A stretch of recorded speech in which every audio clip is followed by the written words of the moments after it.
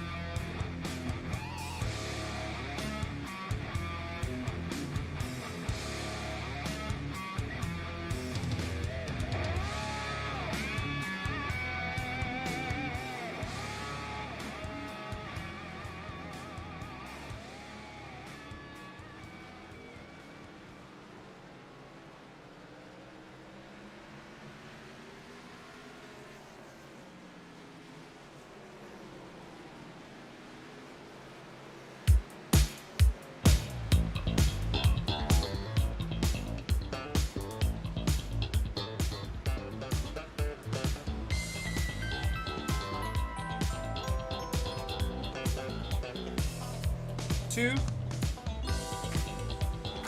Ladies and gentlemen, welcome to the paperclip Martinsville Speedway, the running of tonight's 100% Cup Series event. We are less than 20 seconds away from gridding for this event. Qualifying has been accomplished prior to practice. And speaking of qualifying, we're going to go ahead and go through our starting order real quick. We don't have the graphic for the qualifying grid, so we're just going to get through this as quick as we can so you guys know where your favorite driver will be rolling off. On the pole again this week, Jonathan Delaney in that 9 car with a lap time of 19.568. Cameron Stone's going to be on his outside on row 1 in that 57 car with a 19.604. Sean O'Brien Jr. is going to be rolling out third alongside Jacob Adams. Behind them, you got Brandon Pierce and Robert Miller. Adam Benefiel and RJ Root going to be 7th and 8th. 9th and 10th, Jacob Kraus and Mason Lowry. Now, Mason, prior to the race, said he may not make gridding. He was feeling a little under the weather. Wasn't sure if he was going to race. It does appear as though he has gridded. So we're going to see if he manages to run the full length of this race. We'll keep an eye on him. Behind Lowry, we got Jason Chambers and Ryan Samuelson. Kevin Blackwell, Dustin Hall, Preston McRae, Daniel Fields, Jason S. Taylor, Michael R. Skinner, a newcomer to the league, I do believe, Wayne Grassi, Tyler Pinsino in the 20th position. Behind them, you got Gene Kepler, Kevin Steele, Kevin Consistency Steele, back in P22. Bryce Hoffman behind him, P23. James Pearson, Dalton Mobley, Patrick Much, Carl Felver, Chad Edwards, Damaris Hickenbottom, Bryson Hicksonbaugh with a surprisingly low on the grid qualifying order.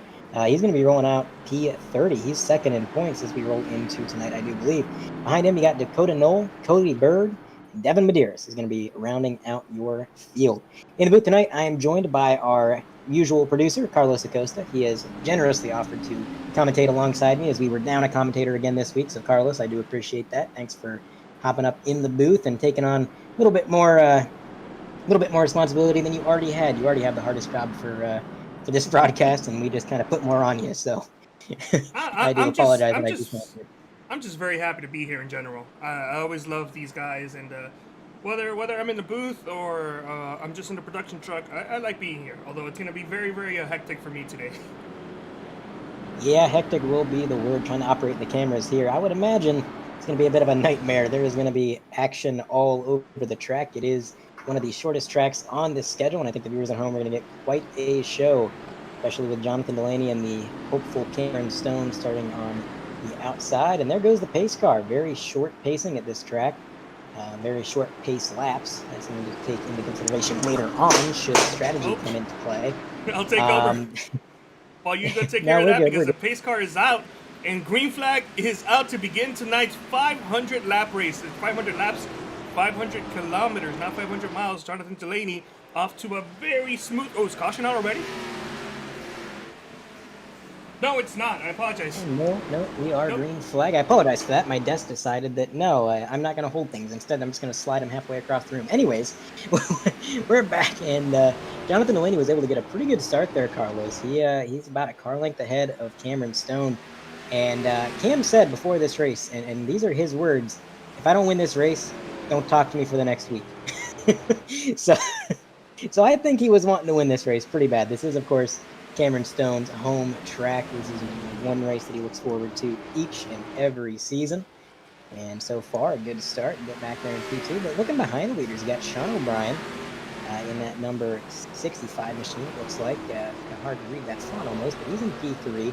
A lot of separation early on. A lot of single file racing up until you get all the way back to P13. Dustin Hall just made a pass on the outside of Kevin Blackwell.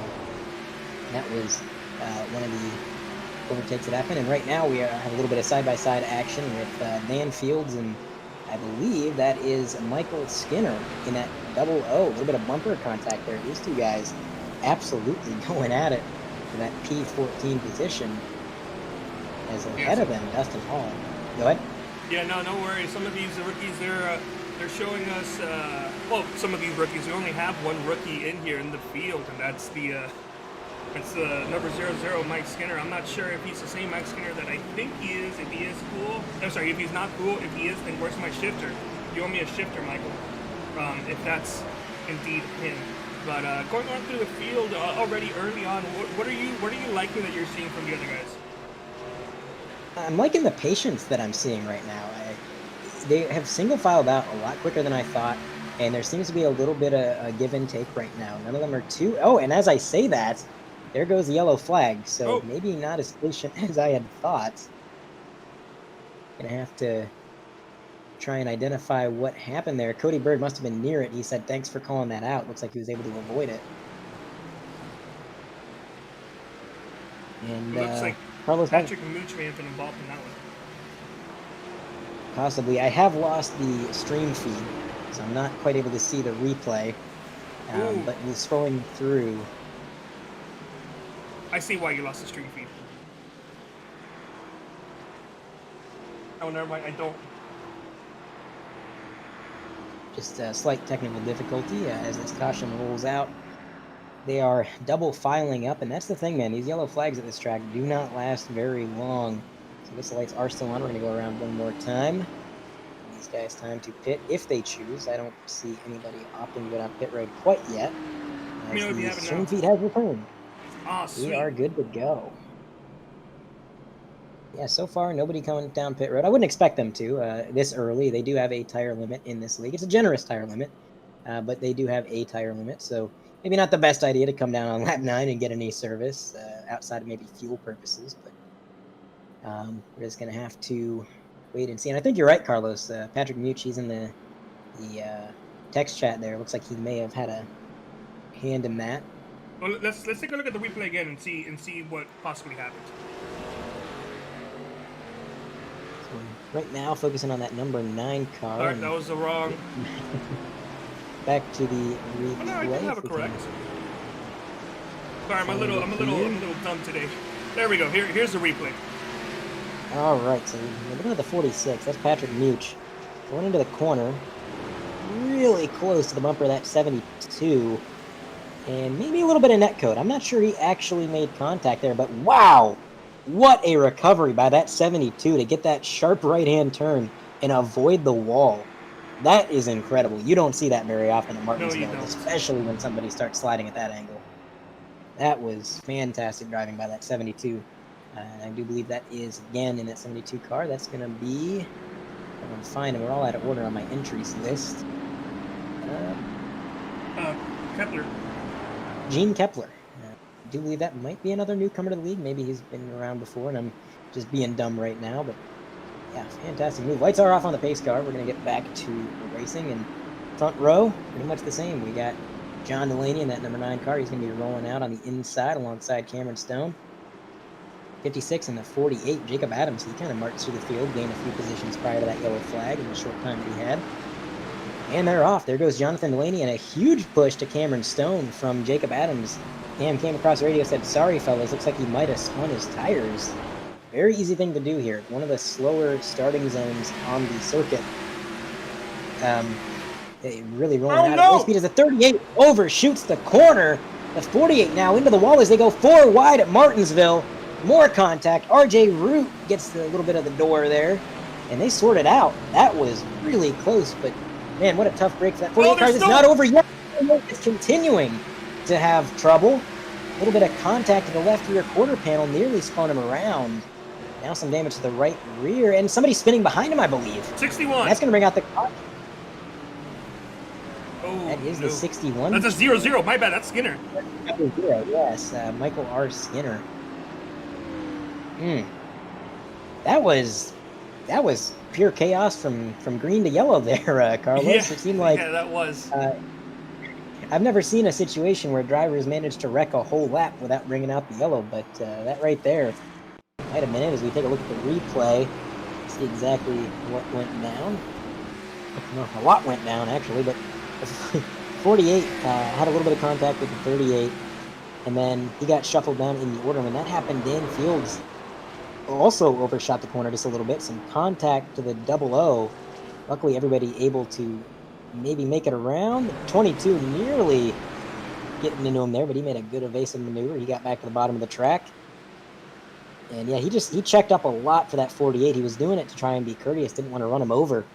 And Dan Fields, not really expecting him to be there, just a slight tap, and nobody did anything wrong there. It was just a situation of so much happening around these drivers. It is impossible almost to keep track of where every single driver is at all times in a situation like that when you go 3 and 4 wide at Martinsville.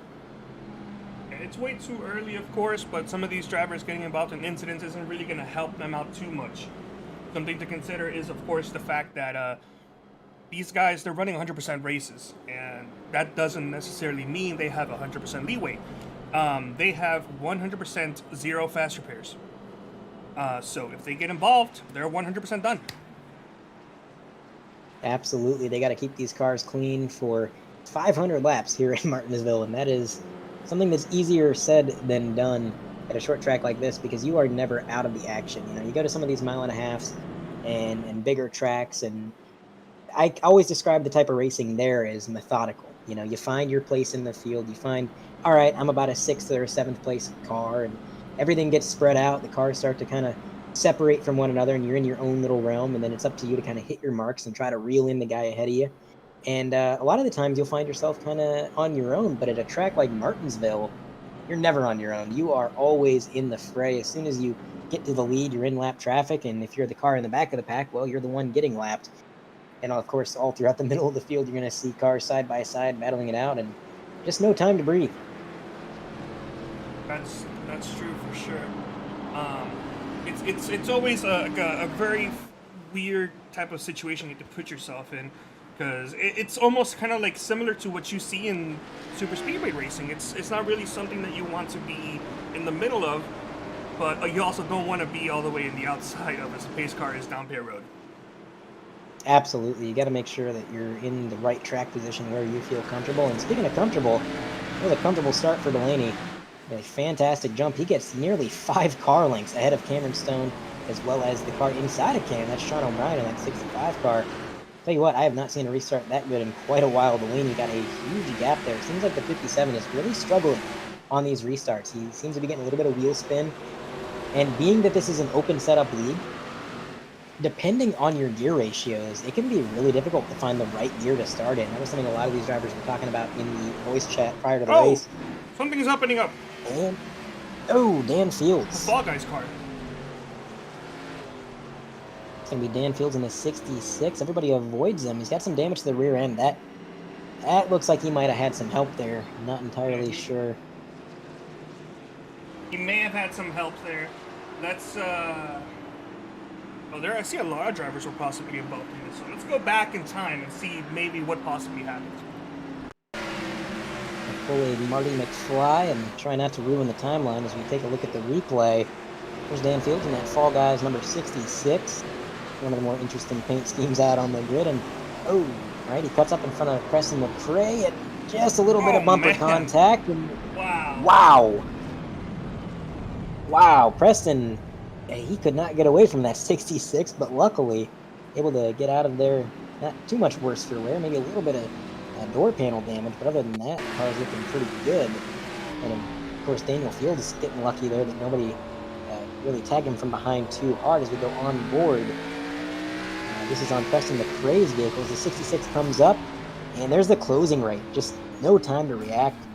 And that's a challenge at these short tracks. Everybody has different braking zones just by a little bit, and these stock cars don't have taillights. They got stickers that look like taillights, but they don't have taillights. So you got to watch that car ahead of you. You got to watch how the suspension moves and see when that rear end starts to lift up just a little bit and try to respond that way. And it's not an easy thing to do, especially when you are that close entering the corner. And, you know, with the 66 overtaking Preston in the middle of the corner or in the middle of the straightaway, he just didn't really have time to really process what was going on and really prepare for that closing rate. So another racing incident, and I think we're going to see plenty of that tonight. It's just a product of these short tracks. It's very difficult for these drivers to navigate on their own, let alone when you put them on a track with 40 some odd other drivers. Of course, we have a field of 33, one of the larger fields we've had tonight. So it's kind of funny, Carlos. You know, we go to these bigger tracks and you know, we have 19 cars, 22 cars.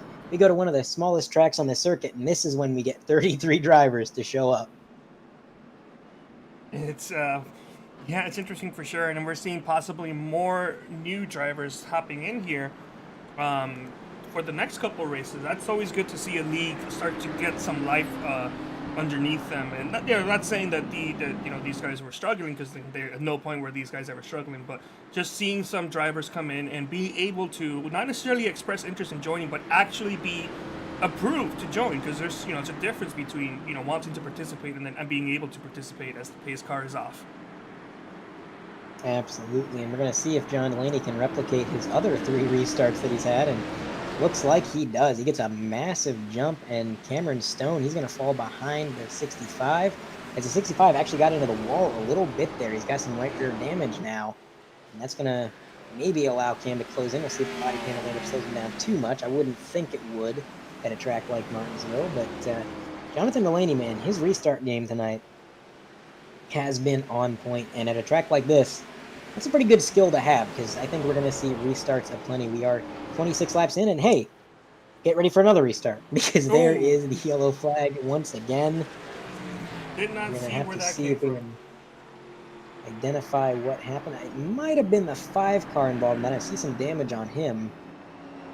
Other than that, scrolling through the field, the number 1 car also with some more damage. We're gonna I think number 7 possibly here. So this is the number 7. It's Wayne Grassy. Inside of number 21, Bryce Hoffman. As they come out of the corner. Yeah, that was it. In the words of Carlos, too much beans. He just got on it. Well, I don't know if that's the case. Let's take a look at it from the blimp cam. I don't know if that was too much beans or he got some help from the 21. Oh, a little too much beans there on the race. Yep, he just got on that throttle a little bit too hard.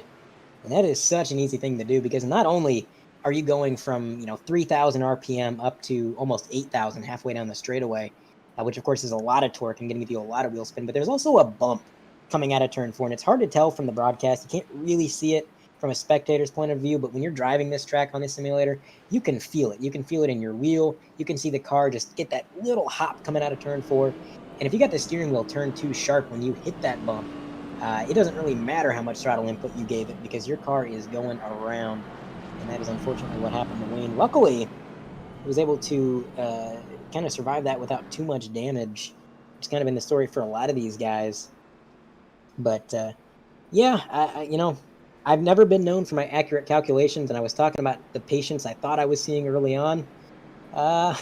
Maybe not the case with the number of yellows that we've had thus far, but definitely making for an interesting show. And we're taking a look at Jonathan Delaney. We are approaching a window where I would expect maybe some drivers to start to, if we get another caution after this, maybe not on this one, but we've got another yellow flag. I would expect some drivers to come down pit road and maybe try to stretch it out and see what they can do in terms of fuel strategy and fuel limits. But that would be a little bit in the future, because I would imagine all these pace laps is probably saving a fair bit of fuel. I mean, we've gone 30 laps, but I would say maybe 7 of them have been under green, so a lot of fuel conservation. And I think with all these yellow flags, that just means we're going to get into the nighttime a little bit quicker, and that's going to be interesting, Carlos, because when the sun goes down, those lights come on, this track is a totally different beast. You're going to see the grip levels go up. The drivers are going to get a little bit more confident in their car, and they're going to be able to drive it just a little bit harder than they already are. So that's going to be something to see as soon as the sun goes down. But right now, it is still in the phase of setting. And Jonathan Delaney is in the phase of trying to get another restart here, as he does what a huge jump. Massive jump, and that 10 car gets into the outside wall. That's Robert Miller, Apex driver. It's got a little bit tight coming out of the corner, got into the wall, lost a couple positions because of that. Adam Benefield now to his inside, trying to take over yet another position. So he is going to maybe clear him. Nope, they're going to stay side by side going down the straightaway. Now into 1 and 2. 83 gets a little bit better rotation speed in the center. Adam Benefield is going to get clear for position number 10. They're going to single file out. The number 30 maybe peeking his nose down low. Nobody home. Not quite able to make it stick. And further up the grid, Jonathan Delaney starting to pull away a little bit. Cameron Stone was able to make his way back up into P2. And I think he's starting to feel this car out a little bit. I know Cam was talking to me a little bit before the race, and from what I gather, the setups that these guys were building, I would expect to see Cam have a long run setup. He didn't tell me explicitly, but from what I have read from their setup discussions and everything, I would expect Cameron Stone and Bryson Hickson-Bob, those two both to have some long run setups. So it's going to be interesting to see. Jonathan wrecking in the back! And that is a huge pile up. I think I saw Mike Skinner going around. I'm not too... Nope, never mind. That wasn't him. I don't know who I saw. What's up? they are still wrecking in turn 1. The leader was unaware that there were cars stopped in the turn. John almost made contact with Cody Bird. He was able to just narrowly avoid it. But Chad Edwards involved in that. From what I gathered from the driver radio, Cody got hit in the rear end and was pushed into Chad. Well, let's go find out. And yeah, let's take a look at this. It might have been a bit of an accordion effect from what I am gathering. As the drivers are discussing, we're looking at the number 4, Chad Edwards, in that Waste Management number 4. Going into turns 1 and 2, the double O just completely... Oh, man. Oh, no. So the double O overshot the corner. And it looks like Cody Bird was pushed by Wayne Grassy, who was in turn pushed by another driver. So I think I was right in saying that that was going to be an accordion effect. We're going to take another look at this time from the blimp view. I think this is going to give us a better perspective. You can see the double O. He's going into the corner a little hot. Starts to wheel hop it there. Comes up the track right into the number 4. Damaris Hickenbottom able to narrowly avoid it. But Cody pushed by the 37. The 37 pushed by the 7. The 7 pushed by the 66. So nowhere for anybody to go. That was one of the more drastic. And then there's leaders coming back around, unaware that there's anybody down on the curb. Here we go on board the number 7 of Wayne Grassy. See what he saw. You see the number 37 right in front of him. That's Taylor. You saw him get involved in it. There's the spin. You can see it up ahead. And yeah, you may not be able to hear it, but there was contact right behind him. He did get involved in that one. Let's take a look at it from up atop Carl's cam. Carl Felber. You know what? I changed my mind. Go on to gyro cam. All right, this will be a good perspective to see exactly how this accordion sort of broke out. You can see just everybody pushing, everybody, nowhere for anybody to go. But Felver, some fast thinking. It's a bold move to turn hard right in the corner at Martinsville, and that's something you ever want to have to do. But Felver pulled it off like a champ. He was able to avoid all of that, and that gained him a ton of positions. As there are some takers down pit road, a lot of cars that were damaged. Among those, Cody Bird in that number 13 York Peppermint Patty's car. He got some damage repaired alongside the number 37, Jason Taylor. Also made his way down pit road. They may have been the only 2, unless I missed one. Those guys opting to get some damage repaired, and imagine we're going to be going green shortly here. Lights are still on the pace car. I would expect them to go off this time. Tell you what, Carlos, this has not left us wanting for action. It has been quite the battle all night long. Cody Bird coming across the radio saying, "How bad is my rear bumper?" You don't want to know. Dan Fields replied, "Well, it's still there," which is not exactly an encouraging thing to hear. There's his back bumper. When the it is still there. I'll give him that. It's still there. Yeah. Well, we find ourselves saying this every week, Carlos, but it could have been worse. It could have been worse. Yeah. Ain't nothing wrong with that. Yeah. Luckily, this is one of those tracks where damage maybe isn't going to hold you back as much as it would on other circuits, but the pace car going to make that hard left-hand turn. Jonathan Delaney for the 5th time, or maybe it's the 6th, I've lost count. He's going to try to make another fantastic restart, and he does. Gets a good 3 car lengths out ahead of Cameron Stone, and Cameron Stone is going to be challenged for P2 through the corner. That number 65 machine is going to stay clear. Almost gave up the position, but he was able to fight back on that high side. Adam Benefiel, I'm looking at him back in P5. He started a little... Oh! Yellow flag flies again. 38. Flagman's arm has got to be sore. As the number 38. As Carlos said, he is the car that went around. I don't think anybody else was involved. Brandon Pierce, the DGR driver. Oh, let's take a look and see what happens. You can see all the restarts are really chaotic. Every single one of them has been, especially towards the middle and the back, and that's what we were talking about earlier. As he may have gotten some help. There was some net code there between the 30, but I really do think the 21 got some front end damage there. But I really do think that contact probably would have happened anyway. Let's take a look at that again, but this time look behind him. Here we are. We're still on board the Number 72, pardon me, not the 72, Brendan Pierce. And we're going to see the contact he's going to have. With the 30, he goes around. Yeah, I think that contact would have happened. I think you are dead on Yeah. the money there, Carlos. Yeah. Ooh, that 2 almost got Lee- some contact there.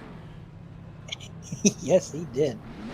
League admin, Damaris Hickenbottom, came across the radio, and he said, and I quote, "Either we start chilling out, or we start chilling people out." So I'm thinking that they're going to be trying to get some green flag racing here. I think the sort of aggression levels that we're seeing maybe a little bit higher than what the league admins want to see.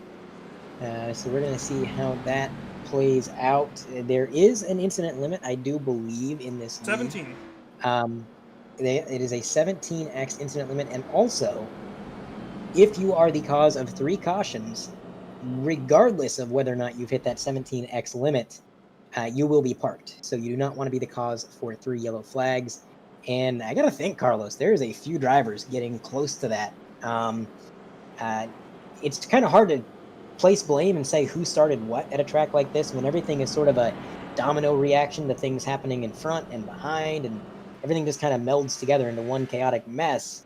But it's going to be a tough call, and I would not want to be a league admin for a race at Martinsville with 33 drivers, because you know there's always going to be some action, some drama everywhere throughout the field. And again, a lot of it just a product of this track, a product of being in such close quarters in cars that I've said it before, but cars that handle like pregnant dump trucks on ice. That's basically what they're out here driving, and they're within inches of other drivers on these tight corners. I mean, they call Martinsville the paperclip for a reason, and we are seeing exactly why, as we are currently pacing on lap 46 out of 500.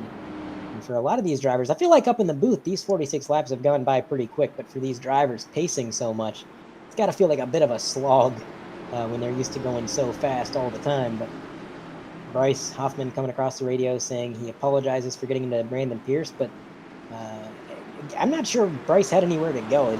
It's tough to avoid a car in the corner like that. Jonathan Delaney does it again. Another fantastic restart. He has yet to relinquish the lead since he has taken it on lap 1. Well, he actually started from the lead, I should say. But, Yeah. since he got clear on lap 1. Once he got clear, that was it. He's not looked back. But that 65 car, he has a lot of speed, but he gets into the curb a little bit, doesn't hold him back too much. He's going to stay side by side with Cameron Stone. And one thing to note is that I've heard that the new side draft model that they have put into iRacing for these Cup cars actually has a bit of an effect at the short tracks even. So maybe that's playing into a lot of the aggression we're seeing. Maybe we're going to see that kind of affect some overtakes here and there. It definitely looks like it helped the number 65. He was able to get to the quarter panel of the 57, and he just pulled him back, as Sean O'Brien is going to get the advantage going into 3.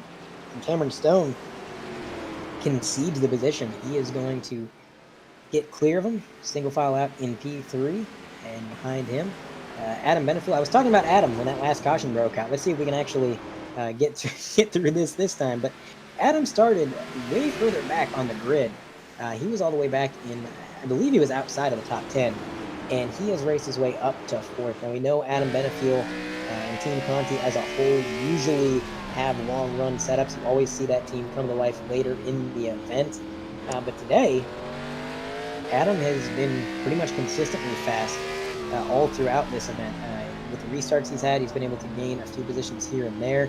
Right now, he is closing in. As you can see, as we ride on board, he is closing in on the number 57, Cameron Stone. And give him a little bit of time to work this 57 over. He may get this past. It's going to be tough, though. Cameron is going to be playing a lot of defense. Like I said, this is a race he came here to win. He's going to be one tough competitor. On your screen, that's the number 77, Dalton Mobley. He's all the way back in P13, and seems like things have chilled out a little bit, Carlos. The admin said we're going to chill out, or we're going to chill some people out. And looks like we got some single file action. Everybody's kind of taking their time, and I think that's good. I think these drivers have kind of got the aggression out of their system, and now they're just trying to maybe survive till the end. And you always have that aggression going into the event. You think, man, I know I have the car that can win this. But then you get a little bit of damage, and you realize I got to keep this car in working condition for another 450 laps. So maybe then you start taking it easy. And it's not something Oh. that's easy to do. Oh, hold on. Did somebody just go wide? That may have been 29, the 29 car. Yeah, Jacob Cross went a little wide there. Yeah, he walked those we might be tires able up. to pull up a replay of that very soon. But yeah, it's something that these drivers do need to be mindful of. It's not easy to do this, not at all. And to even come out of this without having an issue, it's just something that everybody needs to be mindful of. Oh no, around goes to 29. That'll bring up the caution. So he had some issues just a few laps ago. We were talking about it, and then more chaos and some rear end damage. He did back it into that outside safer barrier pretty hard there. So he's still trying to wait for a chance. There it is to get back out on the track. We'll take a look at the replay, see exactly what happened. So the 29, he's right ahead of the number 1 car, working his way through the corner. Number 1 car really close there. He gets into the wall. And I mean, that was netcode, but there was going to be contact regardless. Yeah, on that one right there. They were going to touch. I feel like the 29 was coming down. The number 1 maybe overdrove the corner a little bit. That was 2 cars coming together, and I don't think you can point the finger at either one of them, honestly. No, you can see. I don't think you can.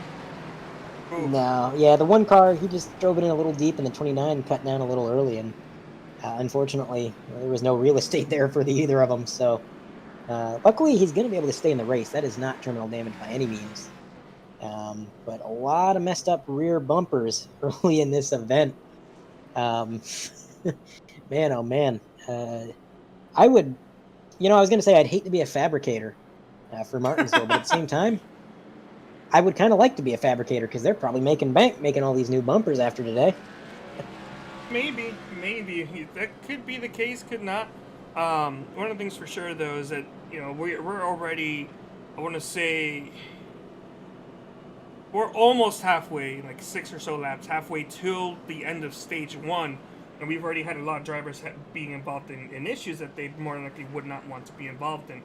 So the question is, will they settle down soon, or is it gonna get to the point where we're gonna stop getting yellows because all the drivers were involved in incidents? Well, I think it's up in the air. I think we could see either possibility for sure. And I think, honestly, I don't know. I would make a calculation, but you know how good I am at that. So we're just going to have to wait and see. Do have a couple takers down pit road. Looks like the 37 opted to get some more damage repaired. That's Jason S. Taylor. 37 car. He's got a little more of that damage repaired. Little by little, these drivers can come down. And thing is, at Martinsville, you don't have much time. You get down pit road, you start getting that car fixed up, and then the next thing you know, you see that pace car coming out of turn 4, and you got to beat it out of pit road. Otherwise, you are going to be going laps down. So it's going to take a while for some of these guys to get their optional repairs completed if they opt to do so. And even up front, there's some cars that are kind of front runners right now that have quite a bit of damage. Kevin Blackwell with the rear end damage quite a bit there. He's in P8 all the way up to P6. Dustin Hall has some rear end damage. And really the first clean car we see is the number 30, Jason Chambers, who again, that might be another league newcomer. I could be wrong. Delaney's car is completely clean. He's good to go. I mean, he's been pretty much nowhere near anybody, and he's kind of lucked out in that every time he's gotten close to lap traffic, the caution has come out, so he hasn't quite had to deal with it yet. So he's been able to keep his car clean, as the pace car is going to roll out of pit road. And again, what a massive restart. We expect it. We just expect it out of him now, but he's going to have some competition now because Adam Benefield was able to get around Cameron Stone on that restart. Cam's going to try and fall in line there in P3. That 83 has been fast all day long, and now there's only one more car for him to set his sights on, no, it's not. Yellow flag. No, it's not. Nope, never mind. There's a small issue with the graphics software, with the graphics package that I forgot to add, and that is the call to clear the yellow when the green flag comes out. So every time the green flag comes out, it comes on, but it comes on underneath the yellow flag, so I always get caught up, and I'm like, oh, the caution's out, but it's not. I just forgot to uncheck it. That'll be fixed for the next broadcast, of course. To be fair, it would not have surprised me if the caution had come out immediately. We've had quite a few yellow flags thus far. And, Jonathan Delaney right now in the lead. He's holding his own against Adam Benefiel. You see that 83. He is in P2. He's not quite reeling in the number 9 yet. We're going to have to see if they get some green flag running in, if he's able to close this gap, or if he kind of stagnates there in second. Cameron Stone, on the flip side of that, he's not really fallen back to the 83 of Adam Benefiel. He's still kind of right behind him. We've got some racing further back in the field. We're looking at the 48 machine as he's going to make a little bit of contact, it looks like, with, can't quite tell which car that is, but a little bit of contact there.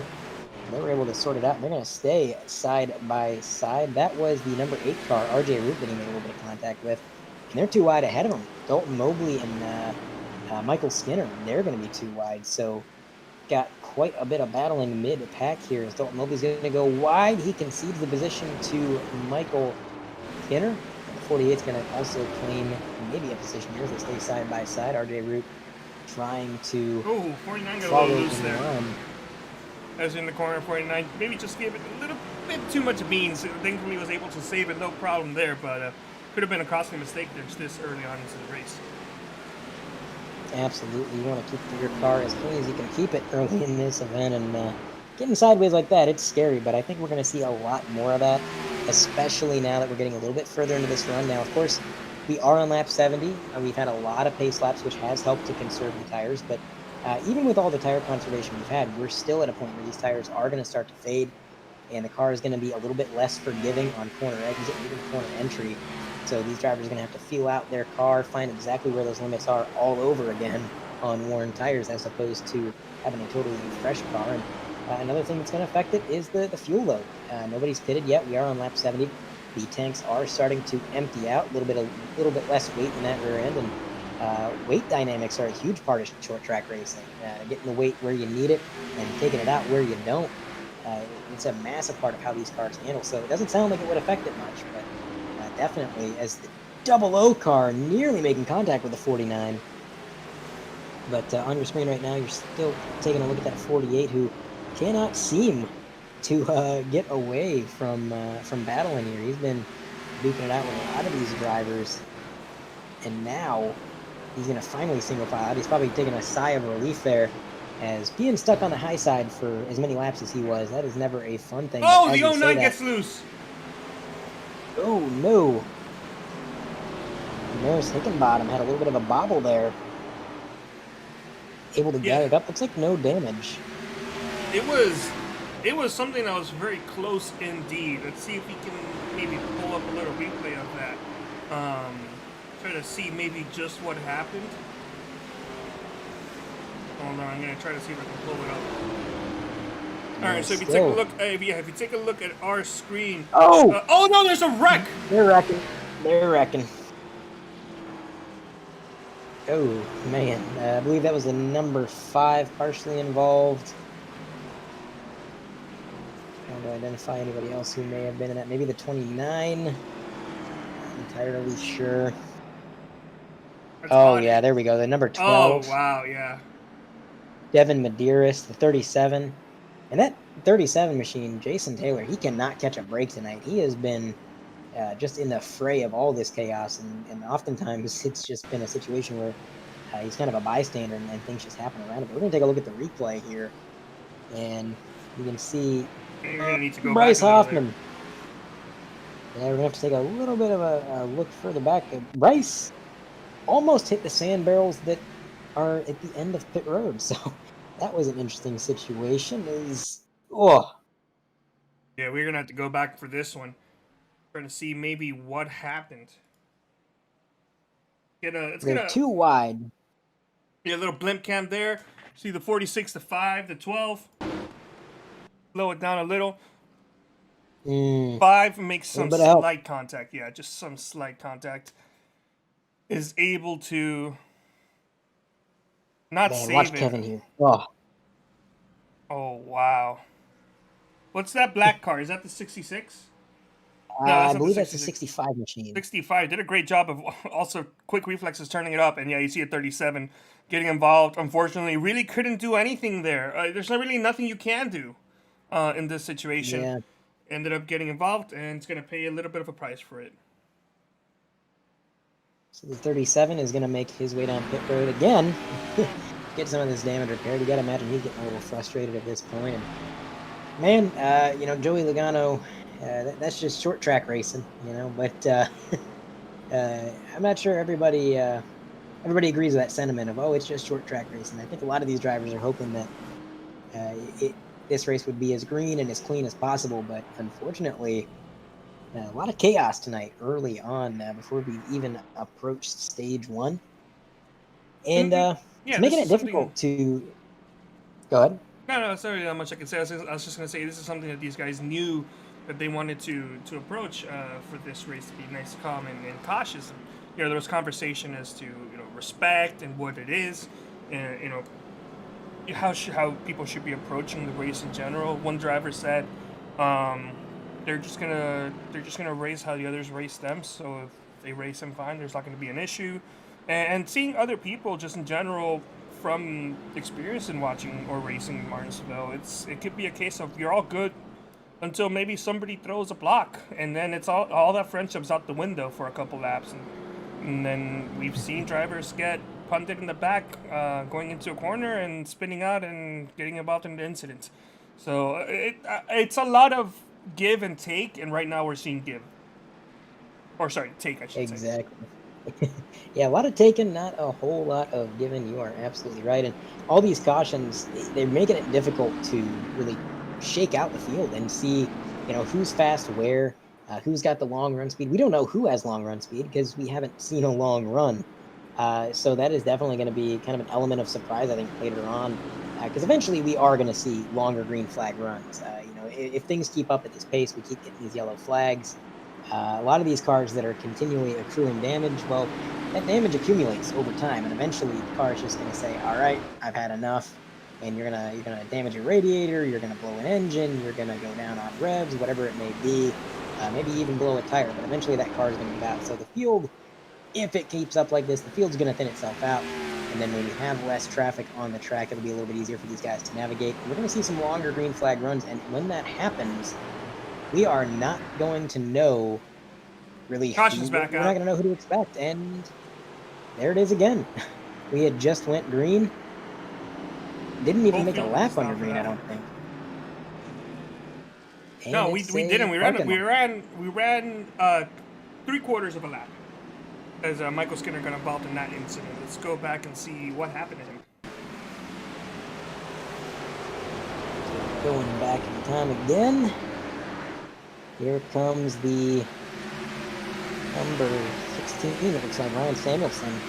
Double O on his outside. No. It kind of looks I'm not like sure if the double O got some help.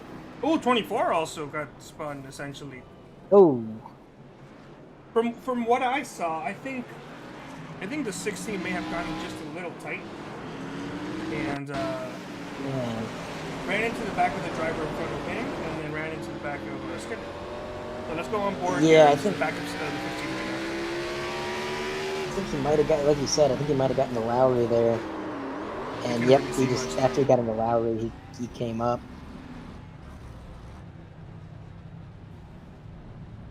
I want to take Everybody's a look scrambling. at this on board the 24. We saw him also spin out. Oh, that's kind of odd. I'm not really seeing him involved in an incident.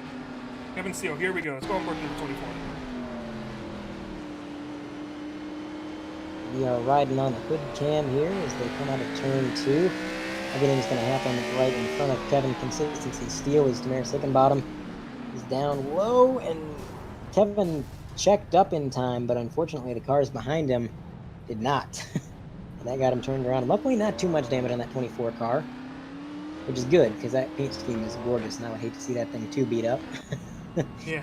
But he's going to get that thing back out on track. Didn't see, I might have missed it because we were taking a look at the replay. I don't think anybody went down pit road this time. Oh, nope, never mind. The number 5 car is sitting in the pits right now. So I'm not sure if he was getting some damage repaired. Nope, he is No, he is getting damage repair. Okay. I couldn't quite tell what was going on there. Now it looks like the number 15, Carl Felver, he's going to come down pit road, get some service. I don't see... I think that might have just been fuel there, Carlos, on that number 15. I didn't see the jack go up on either side, so... It would not surprise me. You know, if you, especially if you only run a couple laps, and you're already in the back, it doesn't hurt to maybe get some fuel and more importantly repair some damage. But we mentioned we have tire limits here. These drivers, if they exhaust their supplies of tires, then there's nothing they can do. We're not even at the end of stage 1. We're close, but we're not there yet. So these guys, they need to save some of the stuff that they have. Absolutely. And just a quick note, as the pace car pulls off pit road, one driver that did take tires, Carlos, the number 66, Dan Fields. I saw the jack go up on both sides of that car, so whenever he gets out of the pits, he'll have fresh tires, but he is still in the pits, as Jonathan Delaney is going to retake the green flag. Now 83 right on his bumper. He's not going to get quite the lead that he had on the last restart, so he is under fire from Benefiel, and Benefiel himself not in the clears. He's got Cameron Stone right behind him. Another Apex driver behind Cam. You got Robert Miller in that number 10. I'm sorry, not Apex, Nexus. My bad. But a Nexus driver in that number 10 machine. Dustin Hall, this is Team Conti machine, trying to track down his teammate up there in P2, making himself a part of the party. Look at that. There's Bryson Hixenbaugh running P7. He started all the way at the tail end of the field back in 30th. And through all of these yellow flags, all of the chaos, he has worked his way up to P7. Looks like he's got quite a fast car right now, so we'll see what he can do later on. And now taking a look at the 48 as well as the 56. Those guys are battling it out, trying to sort that situation out just behind Bryson, and Dalton Mobley behind them. And a little bit of single file action right now. I think, again, everybody is doing their best to try and keep this event green and try to get this longer run in, especially just to try to make it to the end of the stage. As you said, Carlos, we're getting closer to the end of the stage, and once we get there, we can get fresh tires. The sun has started to go down. We are firmly in night race territory at this point. And I got to imagine the track's getting a little bit more grip. Probably not feeling it on these worn tires, but once the stage ends and they come down and get tires, it's going to feel like a totally different car. As we I wouldn't be surprised to see. I wouldn't be surprised to be seeing pretty much all of these front runners decide to just not even bother going down pit road until the end of the stage. You're at the situation where, if you were gonna pit, it would have been early, but there was really no reason to pit as the 46 goes around. Caution is out. Oh man, looks like Patrick Much involved. Jason Taylor also seems involved. He apologized over the radio. He said sorry. So man, that 37 not able to escape the chaos quite yet. We'll take a look at a replay, try and identify what happened here as they roll through 3 and 4, coming to the stripe. Oh, I'm not sure why. Must have clicked on the wrong person. I do apologize. This is the driver we're looking for. There's Patrick Much. Got the 00 behind him. I'm gonna have to wait and see. Patrick Much taking a low entry into the corner, slides up a little bit, and he got some help. Yeah. There's no way around that one. He got some help there. Preston McRae. He got involved in that, and that was Preston McRae got involved in that, and that was way behind that initial incident. That was kind of a weird situation there. I think the car ahead of him was trying to avoid it, and Preston kind of got nudged around. We're gonna. Oh yeah, the 22 Oh. and the 15 or 75. That's the 15. Yeah, that was just a case of the drivers ahead of him were trying to avoid the wreck, and he really didn't have anywhere to go. So he's going to have to probably get some damage repaired on there. And man, I don't think we have a caution counter graphic, but if we did, I think it would be through the roof at this point. Legend has it we don't have the caution counter graphic because this race broke it. Oh man, this is quite an event as we're waiting to see, does anybody go down pit road? I wouldn't think, like you said, Carlos, I think at this point they're committed. They got to go to the end of the stage. There's no point in pitting now unless they were involved in the incident. They want to get some damage repaired. The number 5 still on pit road as well as the 66. So I'm thinking those drivers had either some required repairs that needed taken care of, or they had a lot of optionals that they are just opting to repair, but they have not gone behind the wall yet, despite being on pit road for several minutes now. So we're going to keep an eye, see if any of them disconnect, if any of them take it behind the wall. But RJ Root, another driver who has slowly worked his way up through the field. I'm taking a look through the grid right now and kind of scoping out where everybody is, and that number 8 car has worked his way up into P8, so he's going to be starting outside Bryson Hixenbach. So both those guys working their way up to the 4th row from a little bit further back in the pack. Very impressive. We've seen, Carlos, how difficult it's been to pass all night long and how chaotic it's been. And for drivers like RJ Root and Bryson Hixenbach to just kind of weave their way through it and kind of just truck up to the front, man, it's been a really impressive feat, honestly, from both these guys. And RJ, of course, I've talked a lot about him over the last few broadcasts. He has just been really showing up to play this year with this season. He showed up to Daytona. He had a really good run there, and we kind of talked about it. And the very next week he came back. He was running top 10, top 5, and he's just been carrying that momentum week to week as the green flag flies. Jonathan Delaney, another fantastic restart. Oh, wreck in the back! That was a case of a driver messing up on the restart. I don't know if people were playing games or if there was a wheel spin issue or whatever, but caution is back out. I want to say Bryce Hoffman was involved in that. He has a lot of damage, and he was off pace when I switched to his perspective. So well, let's go find out. One of the drivers involved. So this is the restart here. Yellow flag was out. We were waiting to see exactly who was going to shake out where. Oh, too much beans! Ooh. Ooh. Oh, Cody, nowhere to go. Not too bad, but he already doesn't have a front bumper, so that's just. Oh, he's trying to accelerate, but he's still clipped in. Yeah, he couldn't quite get through him. Let's go on board the gyro and see what we can see. This is Blackwell, that 49 machine, coming to the restart. And that is one of the challenges, Carlos, of restarting in the middle of the corner. It's very difficult to not get wheel spin when you're restarting with the wheel turn. Obviously, you have to do it. You can't straighten out your wheel in the middle of the corner, but got to be careful on that throttle input. And unfortunately, it's a little bit too much throttle. Sent him around, and that's going to put us under the 487th caution of the night. I don't have a counter, so I'm not sure if that's accurate. It seems close enough. I don't think that's correct. And listen, my math is flawless, Carlos, and you know that, okay? It is never wrong. It's never been proven wrong. It's fake news that my math has ever been incorrect. Some updates from the admins.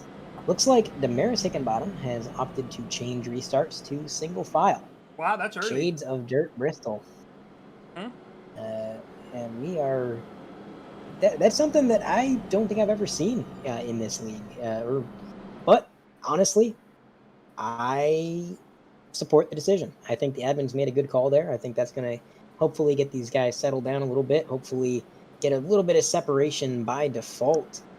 And as Gene Kepler in the... speaking of math, Carlos, Gene Kepler in the chat, he's saying 50 minutes for 100 laps, times that by the 500 laps we have to do.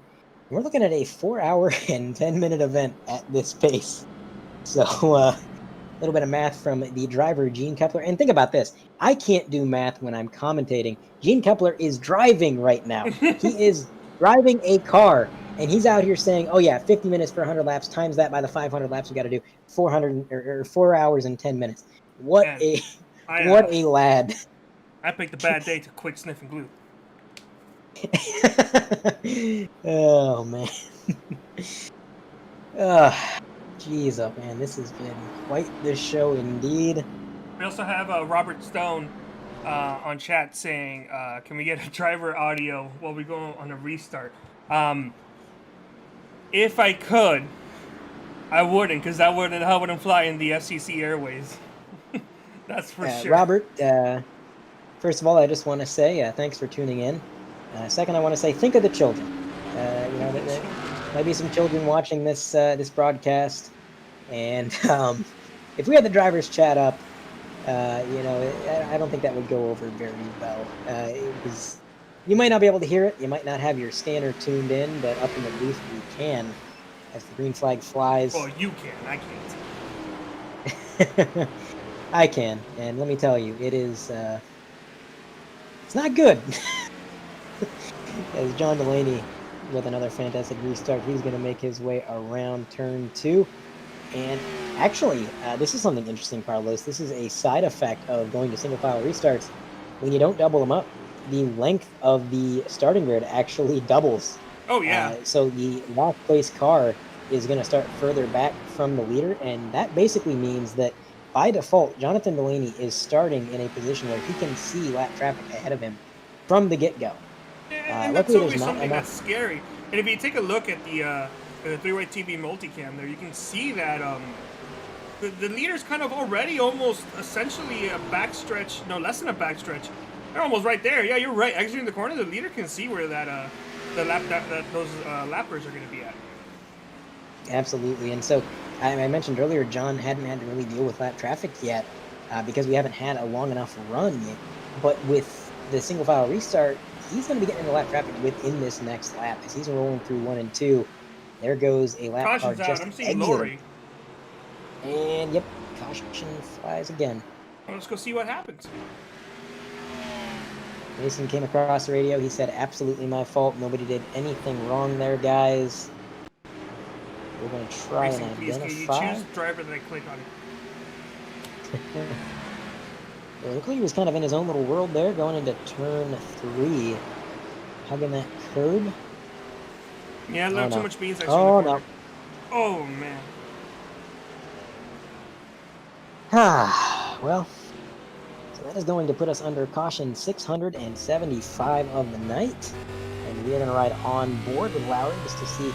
This might actually show the bump that I was talking about. If you watch closely, coming out of turn 4, you're going to see two things. Number one, you're going to see that slight shift in elevation right there, and number two, you're going to see Mason Lowry's soul exit his body as he hits the inside wall. So, great camera perspective really shows you what's going on inside that machine, and just the same kind of incident we've seen time and time again, Carlos. It's been kind of the story of the night. That turn 4 exit, just really brutal for these guys. It's something that they're going to need to manage, and some of them, they're learning that the hard way. Now, going back to what you were talking about in terms of the fact that you kind of applaud the decision of going single file restarts, I'm a little indifferent, but not because I don't agree that it should be single file restart, but because I did do a broadcast earlier this week where the league admins had pretty much had enough of the tomfoolery going on in the restarts, and they figured, let's just go single file restart. It'll make it better. Unfortunately, it seemed to kind of backfire on them because it kind of upped the ante in terms of I really need to get a good restart so I don't drop back.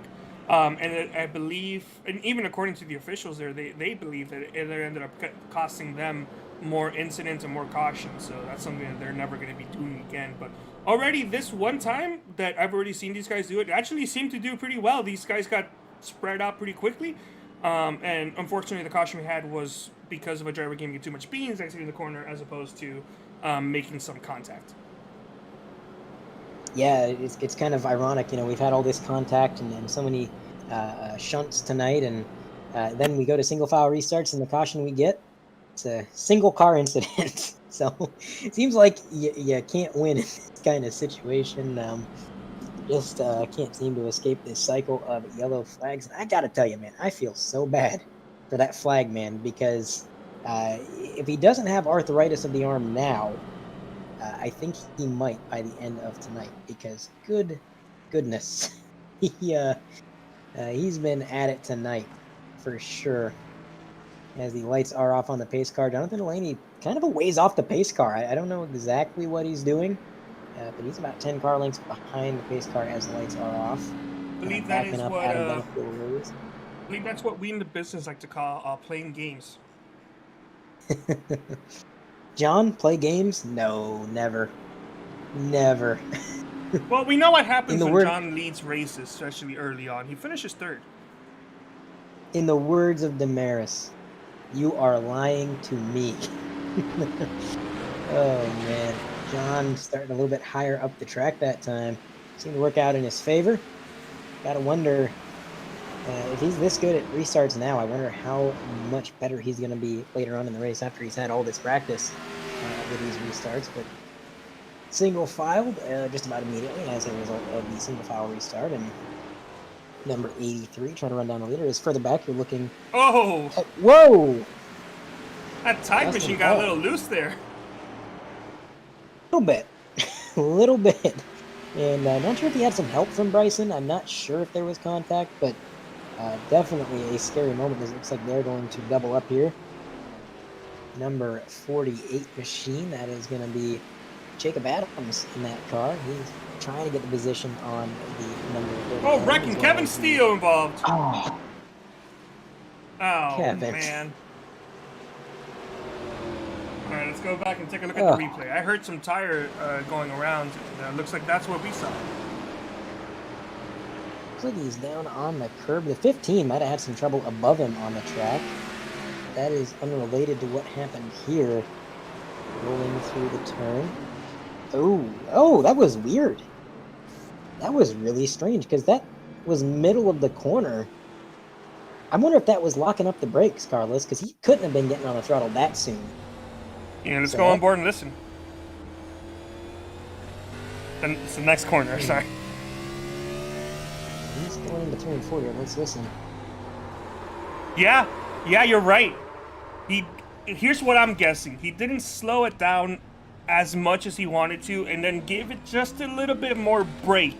But unfortunately, he was already at that threshold, and unfortunately, that rear end locked up, and it's telling me he's got a lot of rear end brake compared to front end brake. So ended up allowing him to get loose and couldn't really do anything after that.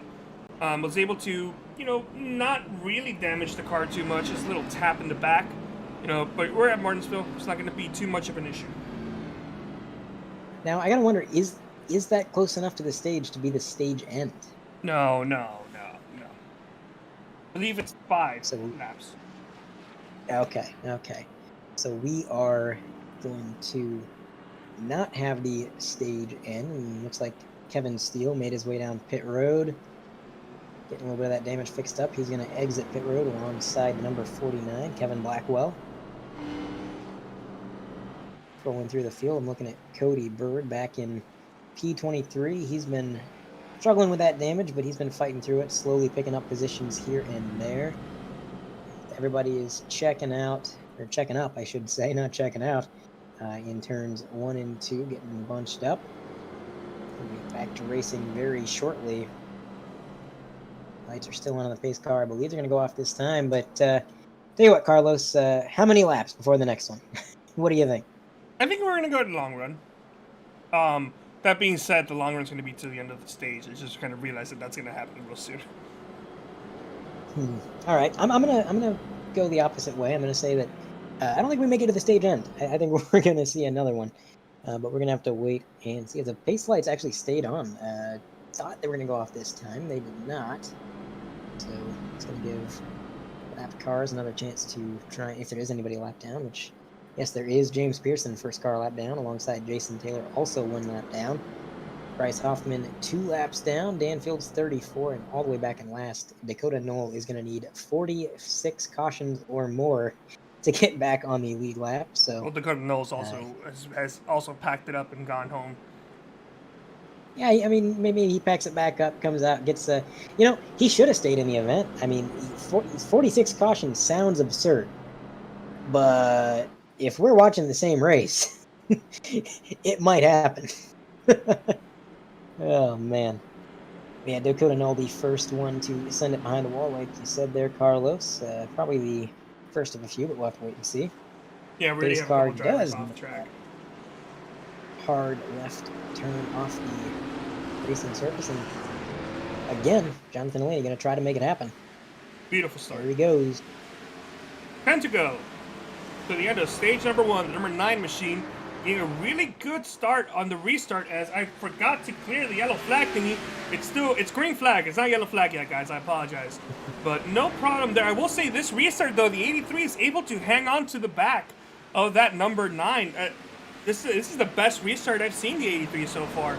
With the number 9 of Delaney just cruising on to stage 1 victory. We saw him claim the victory on stage 1 2 weeks ago for the Bristol race. And it looks like that may just happen again here tonight. But the question is, after that, he started to drop back. Or do you think that the number 9 may be dropping back after he gets to stage 1, if he gets it? Yeah, it's going to be hard to tell. I think these single file restarts really change things up. I think one of the advantages that it gives Jonathan Delaney is that he doesn't have to try to get a better restart than anybody next to him. Just the car behind him. So he can kind of automatically, immediately play some defense trying to throw blocks when the green flag flies. So he kind of has the cards in his hand in that sort of perspective. But at the same time, the 83, I've talked about it a lot, as actually the 83 is going to get overtaken by Cameron Stone. Yeah. That 57 machine on the move. But that 83 is a long-run car, week in and week out. And it seems like it doesn't matter what track we go to, what kind of track it is, or really even how confident Adam is going into the race. It seems like no matter what, that 83 comes back to like the end of the event. And so we're just going to have to wait and see. It's going to be a bit of a guessing game. We've seen so many yellow flags and not really many green flag laps. So we don't know who has a long-run car, who's going to fade in the long runs, or who's in between. So it's going to be definitely a watch and wait sort of scenario, as Jonathan Delaney is going to get into lap traffic. 22 is going to go a lap down. 57 also into... Oh, it's Cameron Stone. No, loose there. Big loose. Yeah. He had to take a really shallow corner exit and crank the wheel a little bit more to avoid sliding up into that 22. And that got him a little bit loose there, but he was able to recover no problem. Yeah, beautiful to see that they were all able to save it. We've got 3 laps to go before stage 1 ends. So far, I'm not saying anybody's, making a mistake, but, that could change any moment. Now, this track is very, very short. But one of the concerns that, people do have in this race, especially in the leader as the race goes on, is when somebody spins out in front of you. Because if you're the race leader and you start lapping vehicles, at some point you're going to be in the middle of the field, and you could just be driving your way hard into one corner.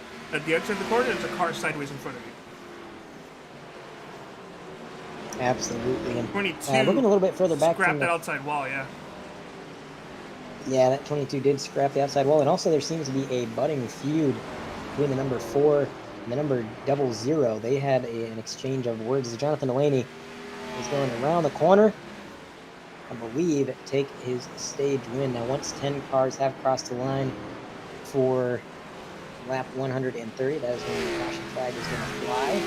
Jonathan Delaney wins stage 1. Behind him, looks like the running order is going to be Cameron Stone, Adam Benefield, Robert Miller, Bryson Hickson-Vaught, Dustin Hall, Jason Chambers, R.J. Root, Jacob Adams, and the last driver to get a stage point, Dalton Noble in that 77 machine as the stage caution flies. All right. Well, any closing thoughts on that stage, Carlos? Good riddance. Agreed. We joke, man, but we're not bashing the league or the drivers at all. We love these guys very much. Sure. It's Martinsville. Yeah. The only reason you don't even see it be that much of a wreck fest is because in real life is because the drivers, they actually have to take care of the vehicles. And I'm not saying that they're not trying to avoid wrecking in iRacing, but at the same time, there's just so many different factors that just makes it even harder for you to not get involved in incidents compared to what it would be in real life. So, absolutely. We're joking, but we know it's very hard to even run a clean race here at Martinsville.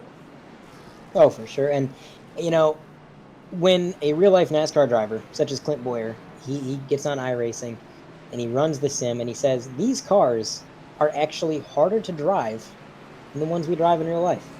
So you're not only taking one of the most difficult tracks on the circuit, in some of the most difficult cars to drive, in terms of racing cars, But these cars are a little bit more slippery, a little bit more unforgiving than even the real life stock cars that you see on TV. So you combine these things and you combine that with an aggression level. Do you have a replay here? Nope, there was no replay. I just hit the wrong button. No replay. That's all right. But yeah, it's tough, man. I ran some practice laps here. I'm more of an commentator. Hey, before I cut you off, we have somebody we need to talk to. Oh, that is true. Yeah. If we can maybe pull John Delaney in. I'm not sure if we're going to have time. We can attempt it. I'll pull Delaney in real quick. We're going to move him to... Let me know if the lights go off on the pace car, Carlos. I'm going to bring him to the booth. In the meantime, a couple drivers did decide to stay out, including the 0-0 Mike Jonathan... Skinner. Oh, go on. There you go. All right, Jonathan Delaney, just real quick. We're going to try to get this in as quick as possible. How do you feel about stage one? You got the win. How's your outlook going forward? I'm sorry, say it again. I'm totally not. You got the stage win. Your car's looking pretty good. You're really good on these restarts. How's your outlook going forward into the next few stages? Pretty good. I don't know like how fast I am compared to Cam and Bryson and Adam long run wise, but you know, short run wise, you know, these 10 lap kind of runs, we're looking pretty good. I know Cam's going to be fast. He's really good here, so we'll see. I really want to see how my pace is compared to the other guys on long run, though. All right. Well, congratulations. We're going to put you back in your team chat. I know these cautions are really short here. We don't want to mess you up or anything like that. So congratulations on your stage win, and hopefully we're talking to you in stage 2. So stuff. Thank you. Trying to rush through that interview. I do apologize, but man, these pace laps, they are short. We got a word in with them at least. But man, oh man, stage 1 was quite the event. And like Carlos said, you know, we joke, we have a good time. Like Carlos said, this is just such a tough race. The talent level in this field is so incredibly high. And even when you look at the strength of the field, and you still see all these incidents and things like that, as the 00 is going to lead the pack to green. That's really interesting, Carlos. That's what I was trying to say. We had a couple drivers decide to stay out. The 0-0 Kick Skinner, Michael Skinner, Kevin Blackwell, Carl Felver, and Kevin Steele all decided to stay out. It is interesting, and I do apologize for cutting you off there. I was just trying to get Delaney in as quick as we could. No worries. I cut you off earlier, so it's all even as far as I can tell. Oh man, well I'm not too good at math, but yeah, I'd say that's even. Kevin Steele is actually holding pretty good pace versus the number 9. Looking at Jonathan Delaney rolling through the corner, looks like John might have a little bit better entry speed, but the 24 it gets pretty good corner exit, so we're going to see how that battle develops. And 00 being the front of the field after everything he's been involved in, very surprising to see, very interesting strategy call, and might work out for him, honestly. It really, really might, because even though he's going to be on slightly older tires, even though he's got a little bit of damage, this is a track where it is hard to pass. It can be a very one-groove track, as we ride on board with number 9. He's trying to make the overtake on Kevin Steele, and he will. He is clear down low. He's got Cameron Stone in tow. Robert Stone, if you're watching in chat, there he is. Oh! Tire lock up in front of Cameron Stone. I believe that was the number 15 that locked him up. He was able to recover, though. No big deal there. Yeah, we've seen Carl get involved in a couple incidents, but nice to see he's got a relatively clean car. Kudos to him and his crew as the 0-0 goes around. Right in front of the entire field, and the 15 now spinning as well. Oh no! Ooh, trying to. And Michael. Like, I don't know what's going on. So Michael Skinner has hit the incident limit. Oh. The leader got we're bumped still green going into flag the corner. racing. And the green flag, yeah. I thought the caution had come out. It has not. That means the leader is Jonathan Delaney. And he's got Cameron Stone right behind him there in second place. I'm going to try to pull up the replay real soon, guys. Give me one moment, please. I believe what happened there, the reason the yellow flag did not fly is because as soon as the 00 got that contact, he hit the incident limit, and iRacing automatically transported him to pit road to be parked. And as a result, he wasn't out there long enough for the caution to fly. As Cameron Stone trying to make a move for the lead, he gets to the quarter panel of John. Contact as he gets loose out of turn 4. Wow, that was a close moment. He comes on the radio. He says, sorry about that. Got on it a little bit too hard. So he is apologizing for that contact. Didn't mean to do it. But, man, that was a close call. Some hard racing for the lead early on in stage 2, Carlos. That's the truth indeed. If you can continue, I'm still trying to pull up the replay there, Audrey. I can't. It's hard for me to do more than one thing at the same time. Absolutely, we got you covered. Take all the time you need, as we're still watching this between Cameron Stone. More contact almost. Holy goodness, he is really sending into these corners deep.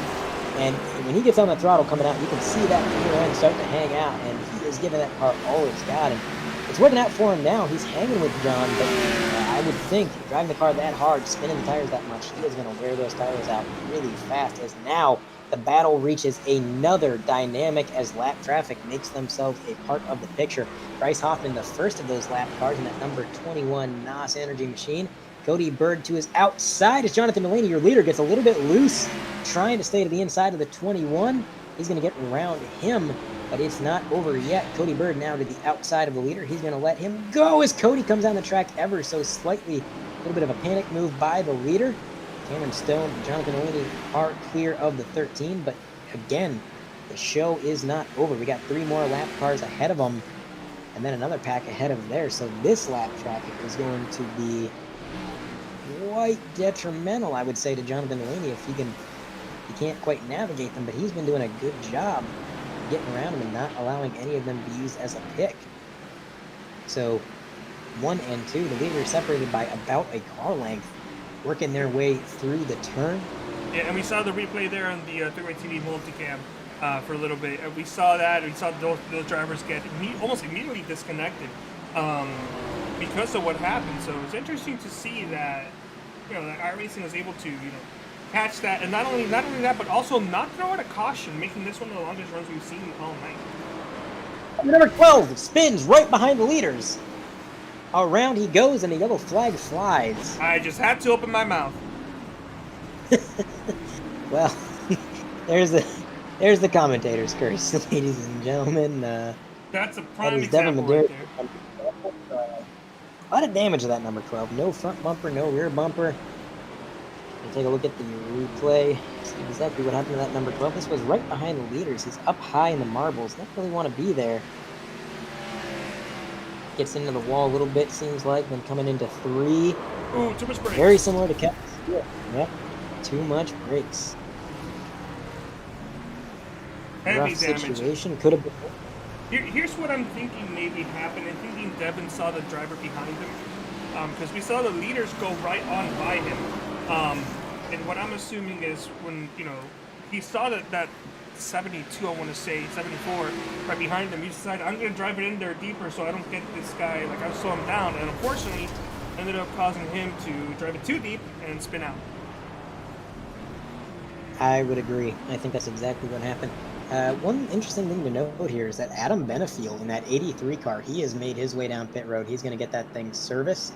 I believe he got a little bit of damage repaired. Not sure where he acquired that damage, but he's getting fueled up and ready to go. So he's going to be sent a little further back in the pack.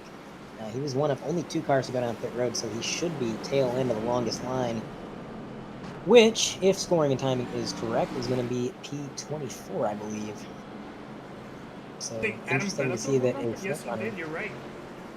Yeah, so he's actually going to be restarting P23, as Robert Miller was the other car going down pit road. He's going to restart 24th. Interesting move. I got to wonder, Carlos, what the strategy is there, because he just came down pit road for the stage not long ago. So maybe he wasn't happy with the setup, maybe making a track bar adjustment, or maybe even a tire pressure adjustment. I don't know. That's an interesting call. I want to see what these guys might be able to do in the event that we do have a long run. Just because, some of these drivers, I know a lot of them prepare to short run vehicles just because of the fact that we're at Martinsville. That's the nature. That's what we usually say here. But if any of these drivers prepare a long run car and we get a long run, they might be in for a good night. Absolutely, that could be the case. It's going to be a gamble, though. I mean, to throw a long run setup onto a track like this, like you said, I think most everybody kind of opted for short run setups. But if they did take that gamble, if they took that long run setup and happened to get one, well, that could definitely be to their benefit. Martinsville is a track that if you have a longer green flag run, it's very easy to trap a lot of cars lap down if you are the dominant car and you can get out front and you just start laying down the hot laps and getting around the lap traffic. So we'll have to wait and see. But I am keeping my eye on Cameron Stone for right now. I would say he is currently my pick for stage 2 because he has a lot of short run speed. Seems like stage 1, he was taking it easy, maybe not driving super aggressively, but you saw as well as I did, Carlos, in that end of that run, he was getting sideways, getting on the throttle almost as fast as Jonathan Delaney. The green flag now flies again. Flagman's arm has got to be getting pretty tired, as does Jonathan Delaney's foot, having to get on the throttle so many times for these restarts. He is going to get a huge gap over. He'll consistently say, you know what, yeah, let's bring another restart. I do believe he feels 100% comfortable leading the restarts just because of the huge advantage he gets in the middle of the corners. Into turns 1 and 2 on that first lap. So, you know, caution comes out. I think he's at the point where he knows I don't need to pit unless, you know, it's a stage caution that I'm bringing down Pair Road. But other than that, I don't need to pit. Absolutely. And Cameron Stone right now, he's falling back a little bit to Jonathan Delaney. So maybe not having the speed that he had in that last run possibly burned up his tires a little bit. I mentioned, you know, he was getting sideways on corner exit. He was driving it in super deep. And when you do that, you're heating up those tires, you're using them up. So Cameron Stone may be feeling a little bit tight right now. As you can see, to the center of the corner, he shoots up, and behind Cameron Stone, we got a great battle developing here. On your screen, that's the number 1 of Dustin Hall. He is currently engaged in a battle with number 48, Jacob Adams. Those two are going to exit the turn side by side, and the number 1 taking the advantage as caution flies again. Ooh, no. Gonna try to see what happened there. Might be Kevin Blackwell, unfortunately.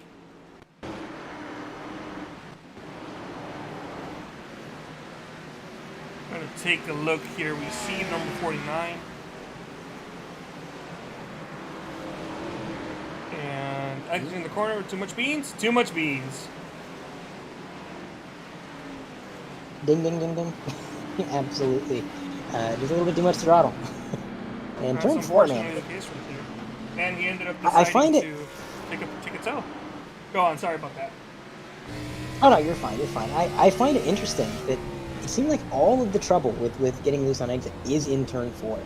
And I know that bump is there in turn 4, that isn't really there in turn 2. So, you know, it is a little bit different. It is the more challenging turn, but the fact that we haven't really seen anybody get loose out of turn 2 yet, save for I think one driver who did earlier in the race, really goes to show how different the two ends of this track really are. You know, it looks very similar. You know, from a spectator's perspective, both corners look identical, but they drive anything but identical for sure. They are completely different beasts, and we're seeing a lot of that with turn 4 being the trouble spot for a lot of these drivers.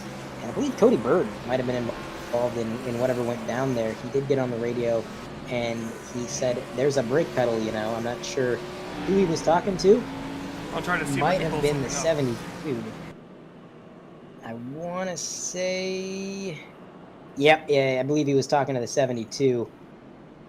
So what happened there? What brought that caution out was the 49. We saw that replay, but I went back and I took another look, and yeah, Cody Bird nearly getting turned as a result of checking up for that incident.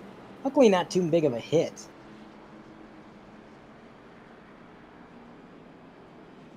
We're going to see where that happened as well. We're going to try and identify that in the meantime. I believe so, yes. In the meantime, lights are still on the pace car, so a lot of these drivers involved are going to have time to get a little bit more damage repaired, see what they can do. And here is the replay. Back it up here just a little bit, yeah. And let's zoom it is very, and enhance. Very close. Zoom and enhance. Here we go. So Cody checks up quite a bit, and all right, I'm not gonna lie. That first glance, I really wouldn't put him too much blame there on the 72. It's not like he gained a bunch. Absolutely Are we going back green? No, I think. No, we're no, still we're not good. going green. Yeah, next I think time. Cody, when he got on the radio, it was a heat of the moment thing. He got bumped. He was checking up for the wreck. He was maybe not too pleased with it. He said, "Hey, there's a brake pedal," But honestly, I mean, the 72 was going high to try to avoid the car that was wrecking low, Yeah. and unfortunately, they were just too wide. So it was a racing deal for sure. Yeah, that's for sure as well. That's just what's going to happen in these short track racing that we see here. Absolutely. And Kevin Blackwell, the driver that brought that caution out, he has manually disconnected. I'm not sure if he had hit the incident limit. He may have. You said that he took a tow. Thinking that might not have been a tow. That might have been the game No, transporting his him car to. actually stopped. He was stopped for a while, and then he took a tow. Okay. So either way, he has opted to take that car behind the wall as the green flag flies once more. How many times are we going to say that tonight, Carlos, that the green flag is flown? But looks like same old for good old John Delaney. He got a big old jump on that start, able to get out ahead of Cameron Stone. And I'll tell you what, because we might not have a chance to do it later, why don't you say we throw it to a Shano FX overdrive, Carlos? That sounds like a perfectly good idea. Let's go ahead and crank it up a little bit and just listen to these engines purr.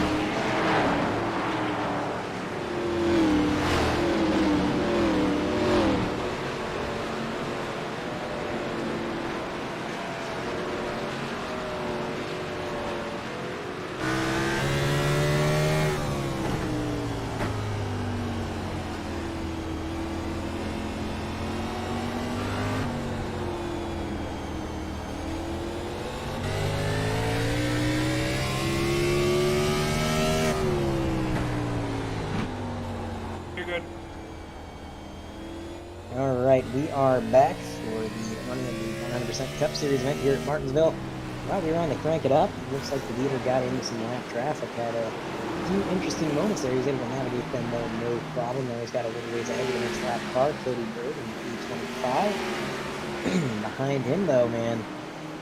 Tell you what, Carlos, this battle for the lead is starting to heat up. As Cameron Stone, I mentioned, might have been fighting tight. It seemed like when he went through the corner, he was starting to really push up in the center, and he was losing speed to Delaney.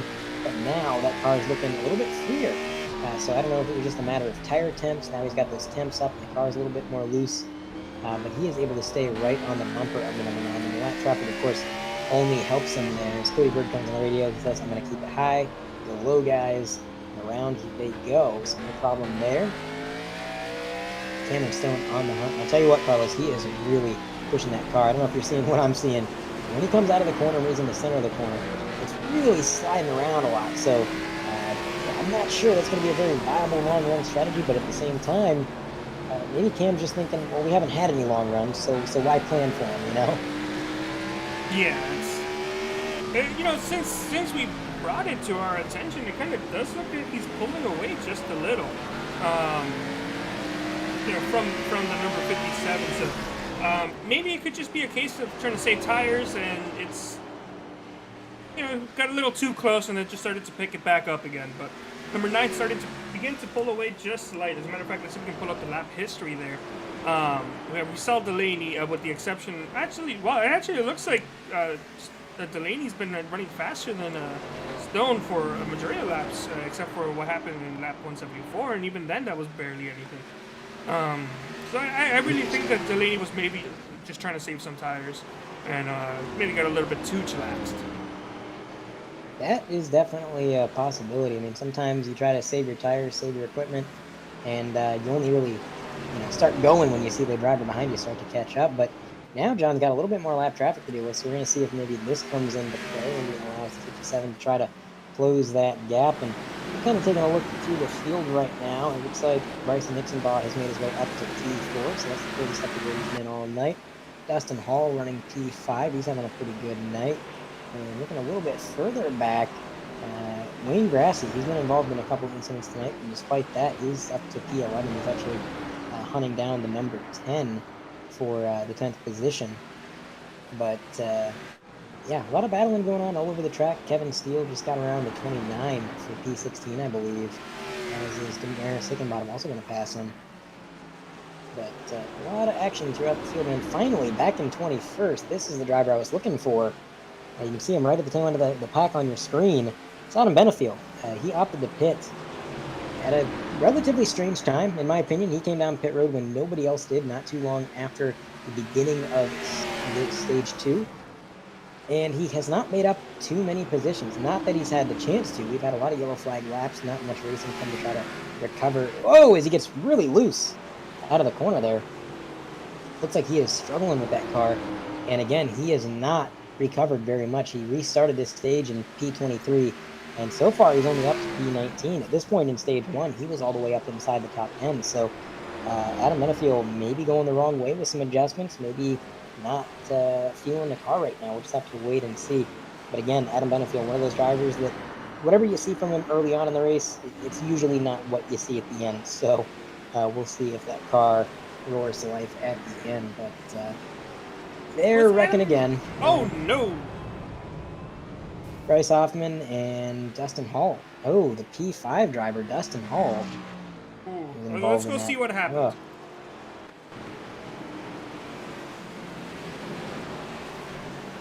Trying to get a point of view as to maybe what happened there. We saw smoke going into the corners, and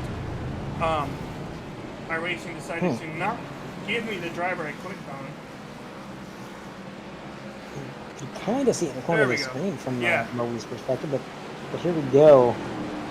We're too wide. Bryce Hoffman on the outside.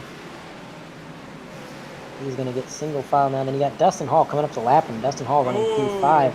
Oh, Dustin Hall got on the brakes too hard, sent it through the infield grass, what little of it there is. Came back up the track and just got into the number 21 there. Unfortunate turn of events there for everybody involved. Oh, we got leaders on the pit road. Delaney's gone down pit road, Grassy's gone down pit road, Adams pit road. A lot of drivers down, pardon me, Grassy did not go down pit road. That's going to shake up the running order quite a bit because we did have quite a few drivers down pit road, like you said, but we also have a lot of drivers opting to stay out. So Bryson Nixonbaugh, he is among those who stayed out, as well as Cameron Stone. Cam, he was running P2. So with Bryce Hoffman, I believe, being the lucky dog in this situation. No, Bryce Hoffman will not be lucky dog. I'm sorry. He might be taking a wave around. He's behind the pace car right now. But that is going to put Cameron Stone in the lead. And with these single file restarts, that's going to be the first time he's had clean track. And I'm curious to see, can he hold off Bryson Nixonbaugh, who will be restarting P2? Going to be interesting for sure. But another question I kind of have is, kind of why did Delaney go down pit road this time by? I'm a little confused. We saw Delaney essentially stay out until the last until stage 1 ended, and then that's when he went down pit road. That's when the majority of the leaders went down pit road. It's a little early that I'm seeing. I just didn't expect to see Delaney and some of these other guys drop down pit road this early. We're still well within stage 2. We're not really close to the end of stage 2, but I don't know. I don't get it. And then another question would be if this is gonna cost him a little. Yeah, I mean, part of me wants to say, he must know something we don't. If he's going to be like the sole leader to come down pit road and sacrifice the track position that he had. He's led this whole entire event. Really no reason, it would seem, to sacrifice it. But He did go down pit road, so maybe he's got something up his sleeve that we're just unaware of. But if I was a betting man, I'm with you, Carlos. I think that might actually end up costing him. We'll have to see. Maybe, like I said, something we don't. But for right now, I think all eyes are going to be on that number 57, Cameron Stone, because he is going to be in the lead for the first time. And he's had speed. I think he's been easily the second or third fastest car on the track all night long, and now with some clean track ahead of him, who knows what he can do as the green flag comes out. He is going to get a decent enough jump. Not a Jonathan Delaney jump by any means, but a little bit of a gap back to P2, Bryson Nixonbaugh. And this is a familiar sight, Carlos. If anybody tuned into any of the races last season, it was not unfamiliar to see Cameron Stone and Bryson Nixonbaugh running 1 and 2. Maybe not in that order exclusively, but very often you'd see these guys towards the front of the field. So they are back up there as Bryson running that low line and Cam sliding up a little bit. And behind them, another driver I've mentioned quite a bit. He's been lurking, man. He's been lurking in the top 3 all day long. Now, seems like he's trying to make something happen. Sean O'Brien Jr. in that number 65 machine. A lot of pace in that car all night. He's been very consistent. He's kept his nose clean. Hasn't been involved in too many incidents. And because of that consistency, he's been able to stay up front, stay with the leaders, and put himself in the catbird situation to happen. Looking a little bit further back on your screen right now, that is going to be Demaris Hickenbottom, who is right behind your previous race leader, Jonathan Delaney. But they are side by side, duking it out as the number 2 is going to try to get down low. I cannot stress enough how scary it is to be trapped on the high side with a freight train of cars down low, preventing you from getting that run. And man, it's tough, especially because the track is so slick on the high line. There's not very much rubber up there, but Demaris Hickenbottom able to keep the car clean, able to fall back in the line, eventually right behind number 10 car. He is going to find his place in the field, try to truck up through and see what he can do. But Jonathan Delaney, we talked about, was that strategy going to cost him, Carlos? And now he's all the way back up to 11th, and he is currently not too far from P10 Chad Edwards. He's actually right on the bumper of P10 as we're riding on board currently with the Hood Cam and Bryson Nixonbaugh not far behind the leader. But there's Jonathan Delaney right there on the screen, and he is going to be making the move, possibly not going to be able to get close enough there, but he's made a lot of overtakes since this restart. He restarted all the way outside of the top 15, I believe, and now looking to get P10 as they go into the corner. Delaney sends it in deep. Nobody home. Number 4 playing some good defense there.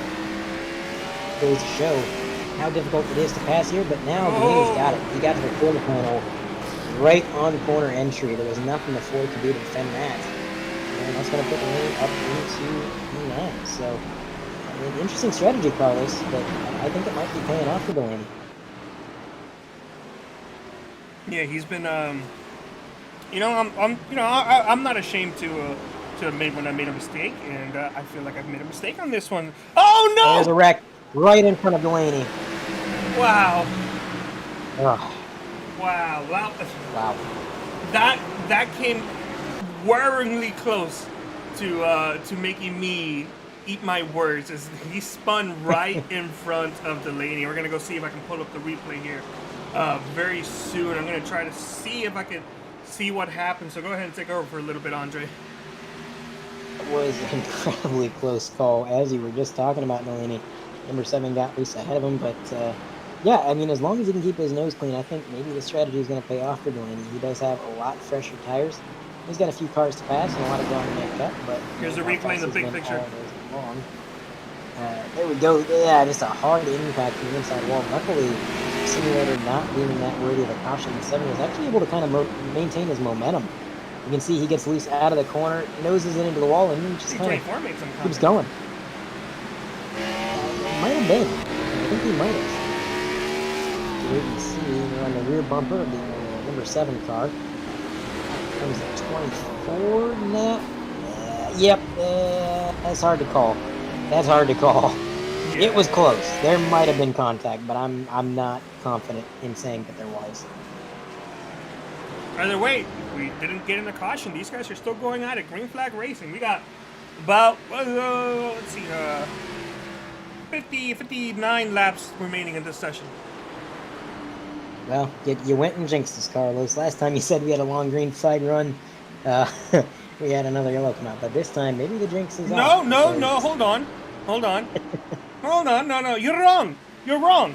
I said we're going to have a long green flag run, and that's going to be to the end of the stage. And that's what happened. True. We might see that. We've been pretty much single filed, and I think, again, this is kind of a result of the field thinning itself out. Patrick Leach has taken it behind the wall, among others. Looks like Dan Fields, Carl Felder, Mike Skinner obviously hit the incident limit.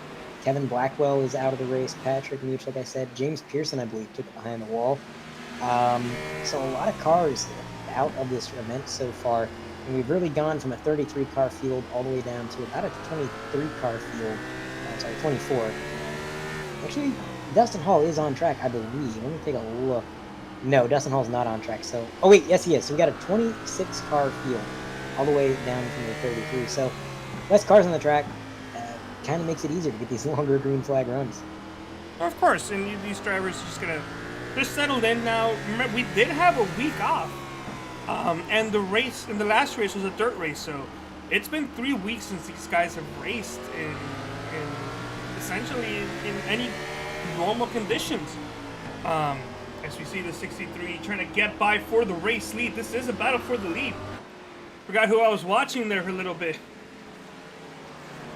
Bryson Hicksonbot down to the inside. He's going to stay at the door of Cameron Stone and lap cars ahead of him as they battle side by side. Bryson gets a little bit loose, no contact. Just two drivers trying to pinch their cars, get as low as they can. Bryson with the advantage coming through the center of the corner, but what will happen on exit? Looks like he is going to stay clear. Cody Bird going to let the leaders go once more.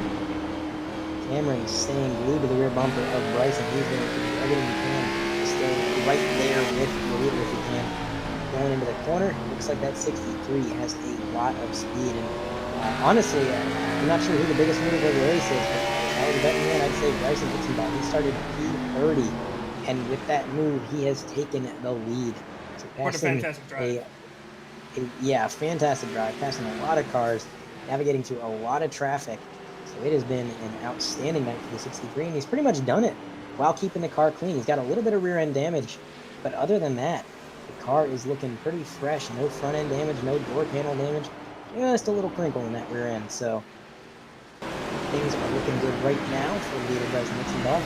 Cameron Stone maybe showing us that he doesn't quite have the long run speed, but it's all right. And with the way this race has gone, again, I think whether or not you got a long run setup or a short run setup, this race could go either way. Maybe we have a long green flag run at the end of this race and it ends under green. Maybe we get a lot of cautions towards the end. It's anybody's guess. So really, I don't think there's any clear winner strategy. And yeah, look at that, Carlos. You're right. Jonathan Delaney making the move to get back up into his favorite position, P3. If it goes green flag all the way, that number 9 is going to take the lead from Hicksonbot before it's over. I do feel like if it goes green, this stage is going to belong to number 9. I agree. He's got way fresher tires by a margin of, I want to say, over 20 laps. Fresher tires, and that is a huge difference. It's a huge difference at any track, let alone a flat track like Martinsville, where you're trying to get every ounce of mechanical grip out of your car as you can. So he is closing the gap big time. Last time around for Jonathan Delaney, it was a 20.333. Appropriate for Delaney to get all those threes in his lap time. He does love third place. And Cameron Stone ran a 20.5. So he is closing the gap with 57. And in terms of the leader, Bryson ran a 20.4. So a tenth of a second faster. Oh, they're right in front of the leader! Oh, wrecking Cameron Stone involved. Oh, no. Delaney, Looks like he might have got out without damage. Yeah, Well, Delaney, he was parked on the apron. I don't know. Yeah, because I know the 57 and the 9, they had to basically stop their cars, but I'm not sure the damage that they acquired. Let's take a look. So number 12, sorry, not Kevin. It's Medeiros, Devin Medeiros. He's going to be rounding the corner. How much speed is entering the corner? Yep, and man, the leader just... Oh, no. Oh, man. Remember when I Ah. said it could have come back to bite him? I think it came back to bite him. Oh, that's a real shame. Let's go on board Delaney and just see what happened. I don't think he's going to be finishing third tonight. Gonna have to wait for him to see. He's coming out of turn 2. He's closing in on second place at this point. And Medeiros just gets a little bit loose in the middle of the corner. Nowhere to go. That's front end damage. That's the kind of damage you don't want to get. No, and that was at like really big speed too. See a bunch of drivers going down Prix right now. I'm kind of curious what the state of Cameron Stone's car is. He did scrape the wall. I don't know how hard. It didn't look like that big of an impact, but sometimes iRacing is a little bit finicky with the contact and how it measures it. I'm looking at Cam's car right now. It doesn't look that bad. His front end seems clean. Passenger side door might have a scrape on it, but man, this... I feel bad for Medeiros. I do. That's one of those situations where, you know as well as I do, Carlos, we've seen cars do that all night long, where you get into the corner, you get a little bit too much brakes, and you spin out. Yeah, I would say half the drivers in the field have done that at least once tonight. But unfortunately for Devin, it happened at the worst possible time. And it's not his fault, It's not his fault the leaders happened to be right behind him when that happened. So that's got to be a bummer, for everybody involved, for the leaders that got involved, for Devin. Just a rough situation, man. And I also, real quick, I should note, Maris Hickenbottom, league admin, has reverted to double file restarts. Really? So maybe trying to negate the lap traffic. Well, also at the same time, I do feel like that not necessarily a bad call. These guys have calmed down a little bit. They're starting to figure it back out again. There are a little bit less drivers. We're not even halfway, so I think that's a good call. I'm not going to lie, as we are back to 1 to go here. We see these drivers doubling foul up, and of course, I'm sure, should these drivers continue to get into cautions, then they'll probably go back to single file restarts. But with 40 laps to go, and we go back to green to end stage 2, not necessarily a bad idea. I would have to agree. I think it's a tough call to make for the admins, and I think they're doing the best that they can, and they're doing what they believe will get the best racing product. And you're right, with less cars on the track, as a green flag flies right there, Cameron Stone back to the point. With less cars on the track, and these guys, like you said, they've been in their car a little bit longer now. They're getting the feel for it. They're in the rhythm now. We've had longer green flags. Now they're saying, all right, I think you guys can handle double file, so we're going to pick it up a notch and we're doing double file. So that is what we did, and it seems to have worked out just fine. Everybody has pretty much sorted themselves out. I think the first double file is all the way back to P14.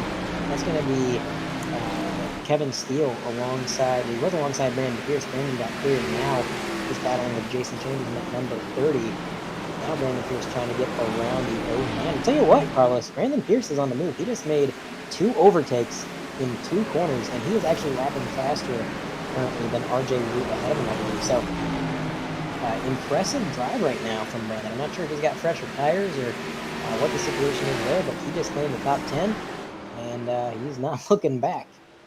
In the meantime, speaking of not looking back, number 57 has to not look back. Otherwise, he's going to be getting a big old dose of the number 48 Carvana bumper right there. As that 48 is driving right up to the back of the 57. They're going to drive it deep, going into number 3 and 4, almost making contact.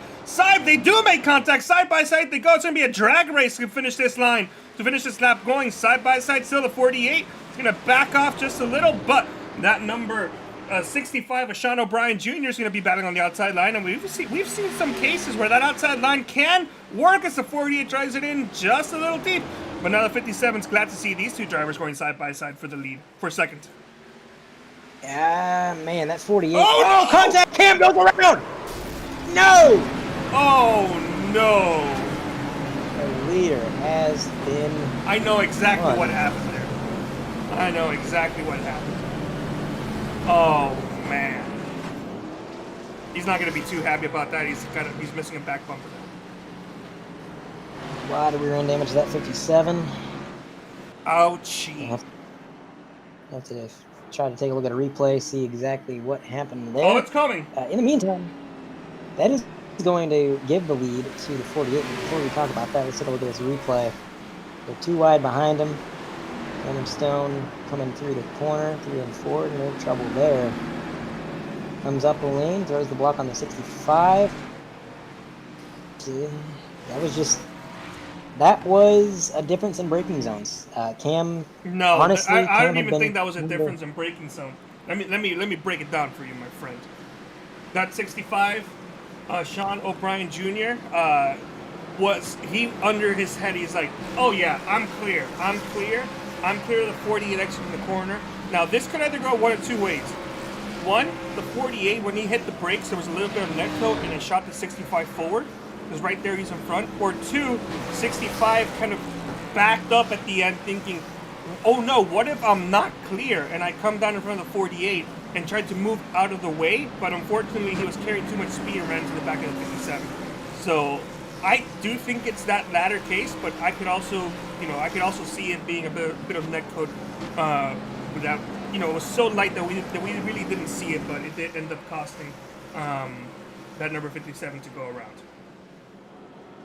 Yeah, that definitely could be the case. I think that's a good call. I also do want to point out, though, the reason I say that I think there was a difference in braking zone is when Cam was battling with the 48, one thing I had noticed was that the 48 was driving it into the corner about 50 feet deeper. And it wasn't that the 48 was sending these crazy moves that were never going to stick. I mean, the 48 was driving it in deeper, and it was working. He was able to hold the bottom. He wasn't sliding up the track. Cameron actually kind of pinched him down to the curb multiple times, and the 48 still was able to hold his line.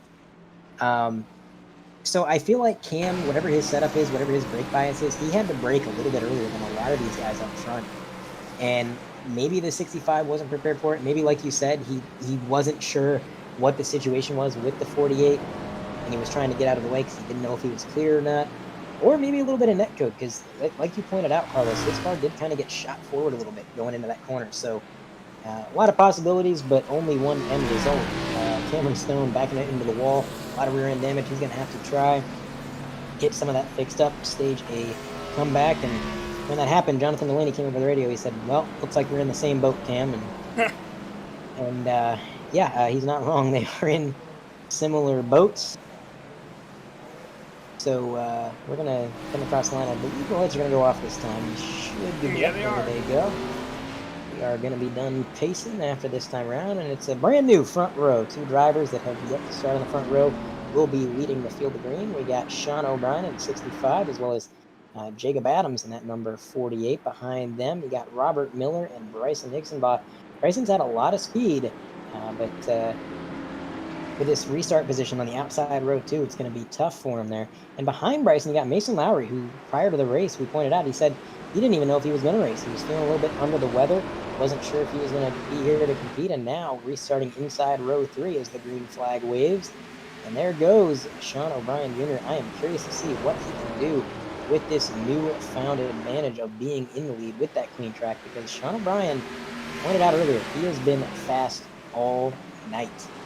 He has been up in the top 3, running in podium position, keeping pace with the leaders. The one thing he never had was the track position, and now he's got it. So I think we're going to see the true potential of that car shine as the number 10 behind him sending some really deep moves, and the 48 falling back a little bit. You see him on your screen as we follow along with him. He's just kind of dropping back all the way. I think he's in P5 right now. But we got a side-by-side battle for the lead. Robert Miller in that number 10 has taken to the high line. And it looks like we might see a highline pass for the lead if he can pull this off. We have not seen that at all tonight. This will be the first time. It was that number 10 sending it in deep, trying to get clear. Now trying to get the rotation. He just couldn't get the rotation to throw the block. Yeah, you're right. He almost had it. Oh, he is clear now. Does he dive it down into the corner? No, he's going to leave him a lane. 65 holding down to that curb flawlessly. Both these drivers running textbook lines, and the 10 car is going to get clear as they enter the corner with the 65 showing a lot of rotation speed in the middle, but it's not going to be enough. New leader, Robert Miller, going to lead for the first time in this event. Behind him, you got another hard charger, RJ Root, looking to the inside of Bryson Hixenbaugh. lot of rear end damage to that car, but despite that, he is currently running top 5, trying to hunt down all of these cars ahead. Happened pretty well. Last time around for RJ, it was a, we got updates right here, 20.03, so about 0.2 off the cars ahead of him, but he did have to back off a little bit. He went to the corner. He was really close to the bumpers of the car ahead. I seen him back off, so we'll see what the lap times are like this time as he closes the gap massively. There goes RJ Root to the bumper of the 63, and the 65 got a little bit squirrely there. He's going to give up P2. Yeah, that's what we saw. Got a little loosey-goosey there actually in the corner, and it's going to ended up costing him a couple spots. Quick note about number 48, Jacob Adams. He started the race. He restarted this last restart in second, and unfortunately did not get a good restart and just kept on dropping back. He settled down in 5th, but he's going to hold off a hard turn number 30. We were talking earlier about him. Absolutely, and RJ Root now side by side with him, trying to claim that podium position there in P3. And ahead of these guys, man, I don't even know which battle to follow because they're both really good, but we got you know what? We can do both at the same time. There we go. Problem solved. As Bryson is trying to get the move. He has a lot of corners, exit speed. He's going to get to the bumper of the number 10. Fellow Nexus driver in that 10 machine. He's going to hit the curb and get loose.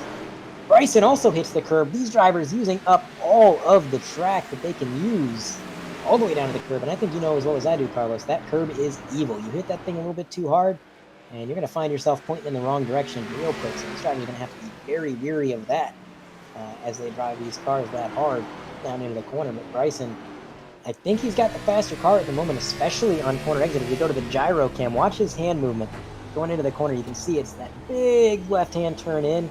He's just sawing on that wheel all the way through, especially on corner exit, trying to keep that thing straight and negate the wheel spin and the slide that he feels on corner exit. Where Bryson's strongest is corner exit for sure. That's where he's closing the gap, but he hasn't quite got the run until now, when he's going to go down to the quarter panel of the number 10. Now we know the number 10 has a lot of speed on the high line. That's actually how he took the lead, was by overtaking on the top. So can he use the top to defend? No, he cannot. Bryson clear into the lead. And for the first time this race, actually no, I apologize, not the first time, but Bryson is going to take the lead again, and he is going to lead some more laps. And that number 10 card, trying not to let him get away with it, but he is falling back a little bit. And in the meantime, Carlos, check this out. Adam Benefield.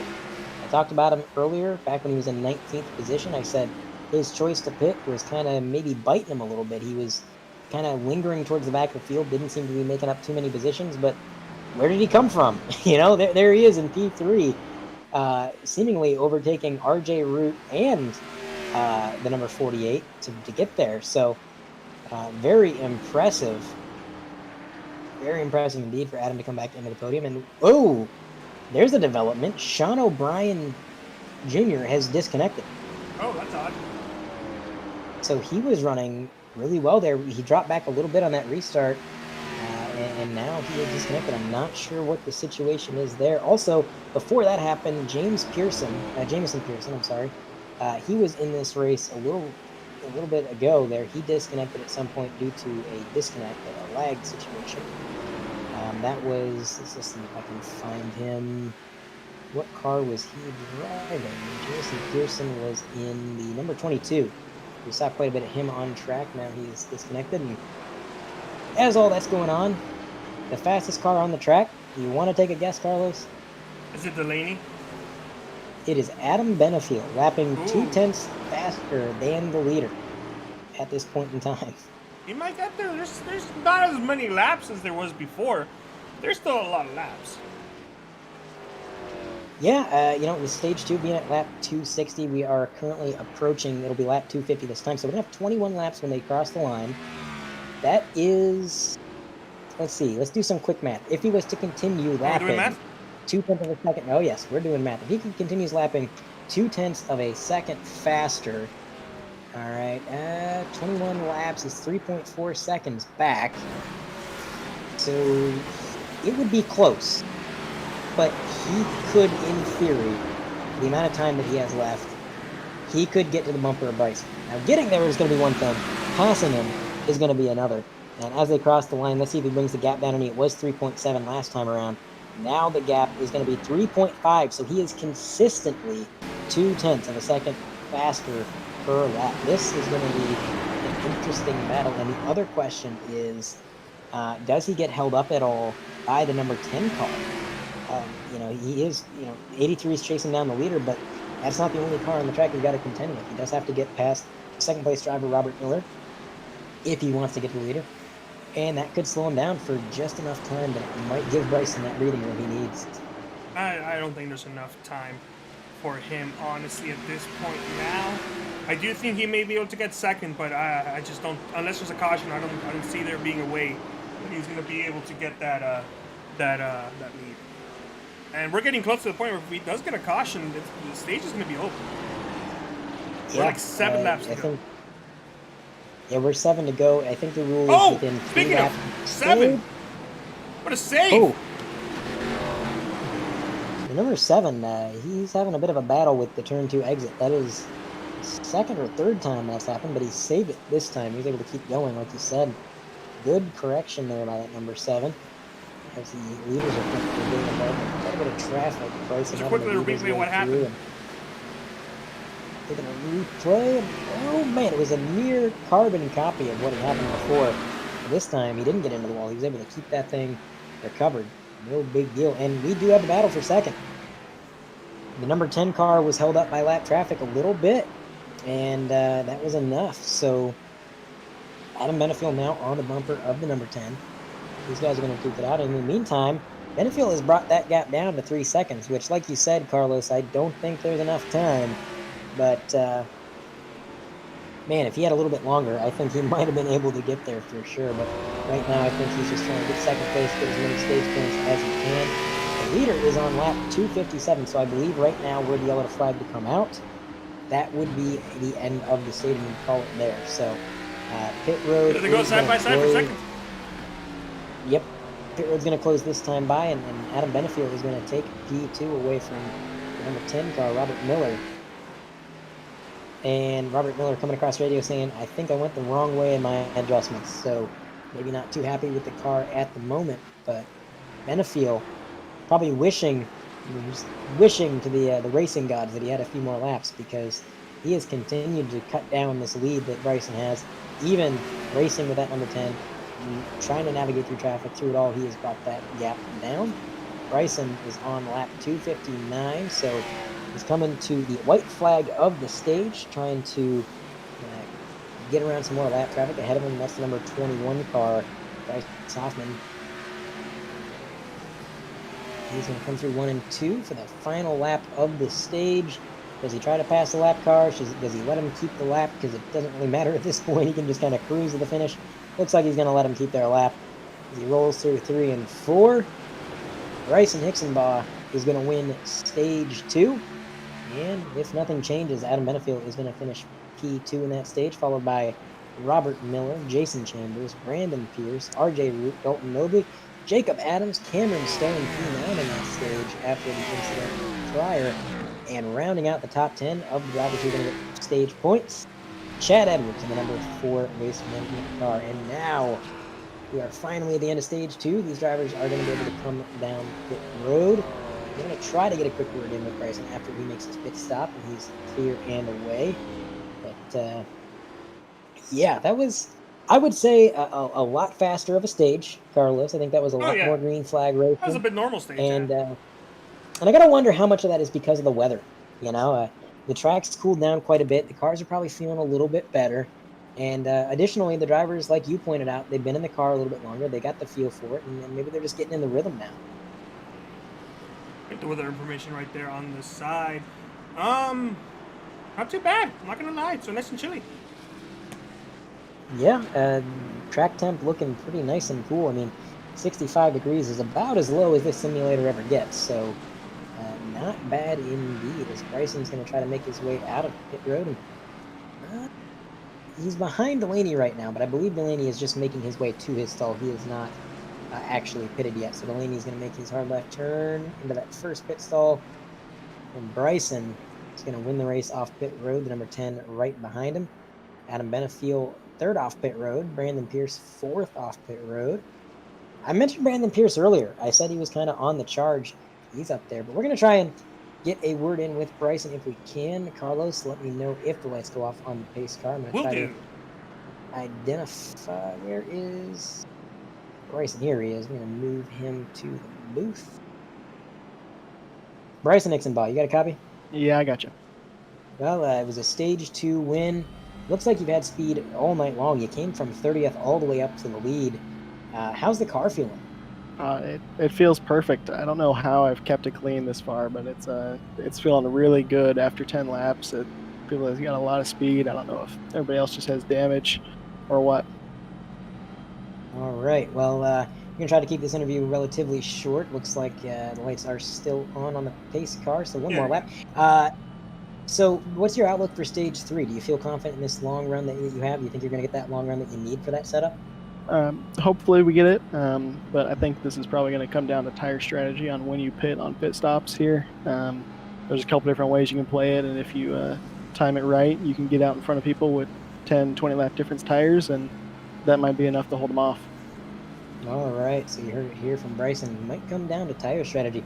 I believe the lights are going to go off on the pace car this time, Bryson, so we're going to put you back in your team chat. Thanks for your time, and hopefully we're talking to you at the end of the race. Yeah, thanks, guys. All right, so we just got him back into his team chat, and let's see, I do believe the lights should be going off this time. Yes, they do. Yeah, they should be. Devin Medeiros is going to take a wave around. He is currently 22 laps down. He's going to need a few more of those wave rounds, but who knows? I've seen crazier things. He's going to try to catch up in the field before they take their green, and I believe it is going to be Bryson that's going to lead him to the field, and we're going to be double file again this restart. I don't believe we're going to see any more single file restarts unless things get really hectic. You just had to open your mouth. Pace car makes its way off the track, and there goes Bryson. Fantastic restart. That was a huge jump, and he's going to leave the drivers behind him double file, fighting for position. Adam Benefield trying to get around the number 10, and he almost doesn't quite get clear. They're going to go into the corner side by side. Number 10, you know he can make that high side work, but unfortunately, Benefield just really strong in that bottom line. Oh, wrecking 977! Jonathan Delaney involved again. Oh, man. Oh, man. A real shame. Yeah, let's take a look at the replay. That's rough. We're going to take a look and see exactly what happened. I believe Samuelson was the spearheader of this incident here. So he's inside the number 77. I think we're going to see him drift up the track a little bit. Oh, he gets loose in front of Delaney. Yeah, just got a little loose and nowhere to go. Luckily, Delaney, I don't think he got too much additional damage from that. We're going to ride on board. Well, technically on board with Delaney. He's going to be down on the bottom lane, 77 right to his high line, and yep, just a contact. Just a little bit of contact, that's all it took. Oh man, Jonathan Delaney not catching a break in the latter half of this event, but he's right on board with Derek Kraus. I'm sorry, not Derek Kraus. No, that is Kraus. Oh, yeah. Looks like he saw that, tried to check up, and unfortunately ended up costing him a couple spots. I'm sorry, that's where I got the name wrong. That's Jacob Kraus. I was thinking of the NASCAR driver Derek Kraus. Oh, I just see Kraus and I'm like, oh yeah, you got it right. Yeah, it's Derek. It's Derek. Yeah. It wasn't. No, it's Jacob Kraus. I do apologize. So Delaney going to get more damage repaired. Try and get that fixed up best he can. But man, oh man, what a shame for Delaney. And now this is going to be an interesting restart here, Carlos, because we have Bryson Nixonbaugh and Adam Benefield side by side for the first time, and there's some history between these two. There have been a few instances where Adam Benefield has moved Bryson for the win, and Bryson, I think, judging by the way he's talked in chat and the things that he said, I think he's kind of reached a point where he's not going to take it anymore. He's not going to be pushed around. He's not going to be shoved, and this being Martinsville, if push comes to shove, I think we would be seeing some fireworks.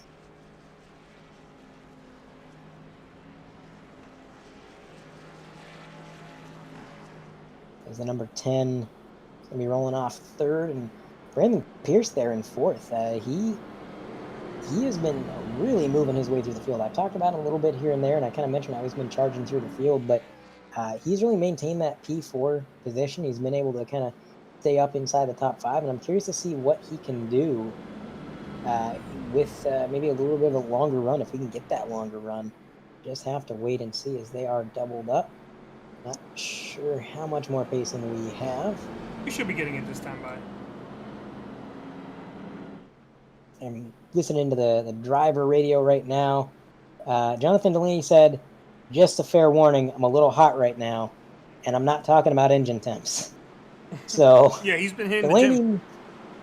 yeah, Delaney not too happy. I'm thinking it's understandable, man. Listen, nothing that Delaney's been involved in has been anything malicious, and it's pretty much all been racing incidents. But when you're the driver behind the wheel and you're continually getting caught up in this stuff, and you know that you had a good car, especially if you're Delaney, who's had heartbreak after heartbreak all season long, that frustration builds up.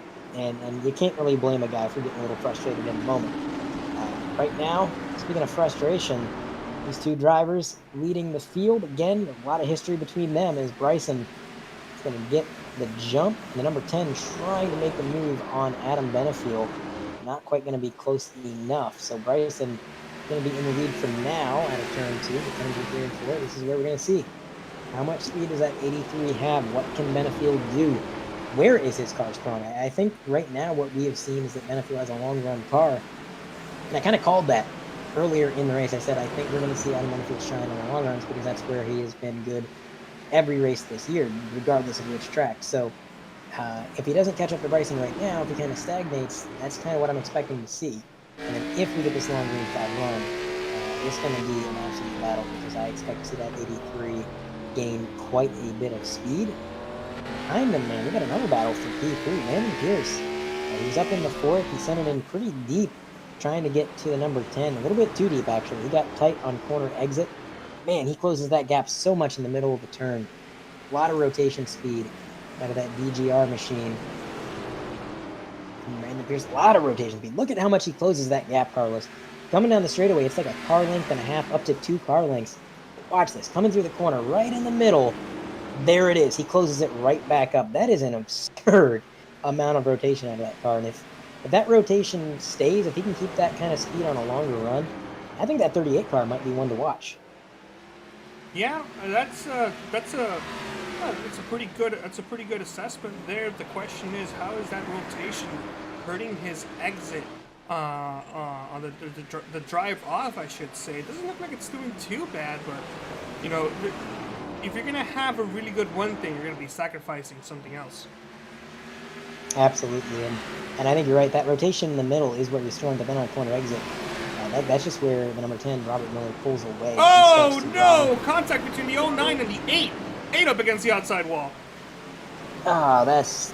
Oh, and there goes the 56. Oh, man. And yellow flag is flown. Yellow that flag will be has the caution. flown. Oh, let's go back and That's take a look at rough. what happened. Absolutely.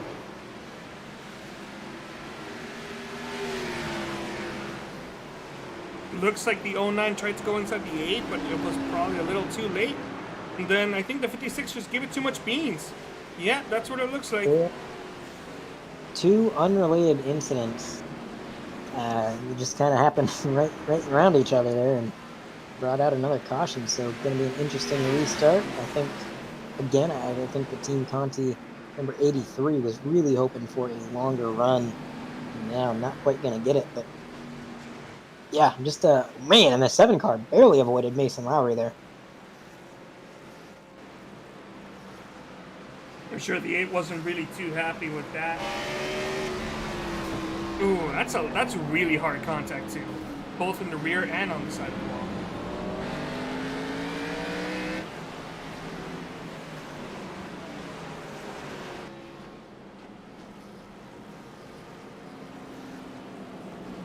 Now we are back under pacing. Going to see if there is any takers down pit road. I don't think you're going to see any. I mean, it wouldn't make too much strategical sense, I think, at this point. But who knows? We've definitely seen some off-kilter strategies. And honestly, some of those strategies have worked out pretty well up until disaster struck. So looks like the number 2 machine, he's making his way down through. That's Tyler Pinsino. And he is going to get that car serviced, maybe a little bit of damage repair on that bad boy. Everybody else stays on the track, just waiting to get that green flag so we can get back underway. RJ Root asking, how bad's my damage? John Delaney said, you don't have a back bumper. And John Delaney would be right. RJ Root, unfortunately, now missing his rear bumper with his fuel cell out for the world to see. As Good thing he it's picked not up a quite a Ford bit of damage Pinto. from that incident. Yeah, that is true. That is true. But man, oh man, what an interesting race this has been, and it's gonna be an interesting restart here as well because once again, 83 and the 63 starting side by side. Last restart was pretty cordial. A lot of clean racing up front in that last restart. Gonna see if we can emulate that this time as well. But yeah, it's gonna be something. Be interesting to see how many laps we can go this time by. Now that we don't have a stage to worry about, we're racing till the end. We're past halfway. Looks like we're going to be averaging about 2 hours for 250 laps. So that's not too bad. It's kind of average on par through the other races I covered. The question is, will these guys want to pull up a what's it called a long run and see if maybe they can end the race quicker? Because some of these guys, they probably didn't go to the bathroom before the race began. That's true. I mean, we have seen Adam Benefiel hop out of the car momentarily for exactly that reason. And then he had to pass a lot of cars back as a result. So, yeah, these drivers definitely going to be struggling through a longer race. It's very, very tiring, very difficult to stay focused all the time and stay on the ball. But talk about being on the ball, the 63 with another good restart. Maybe not quite as fast as the last restart, as the 83. It's going to stay right on that rear bumper of the knee-high septic number 63. Yes, you did hear me right, knee-high septic. Bryson, he likes to go and recreate a lot of the logos from the old EA like fantasy cars. And oh my goodness, yellow flag has flown again. This time, it's Kevin Steele. Take a look at that replay. He washed up early, so something happened maybe a little bit earlier than that. Yeah, he did wash up quite a bit. Now he's side by side with Dustin Hall in that number 1 Tide ride. Ooh, contact. Yeah. That's a hard call to make. I feel like that was a straight up racing incident. Oh, he almost got himself stuck there, but he'll be fine. Yeah. That's more of a hurt pride situation. Yeah, he'll be all right. He'll get back out on track. That shouldn't be too big of a deal. But, tell you what, if you're a driver who needs a lucky dog or multiple lucky dogs, you're having a good night. You're having a real good night. Cody Berg right now, he is currently 3 laps down ahead of him.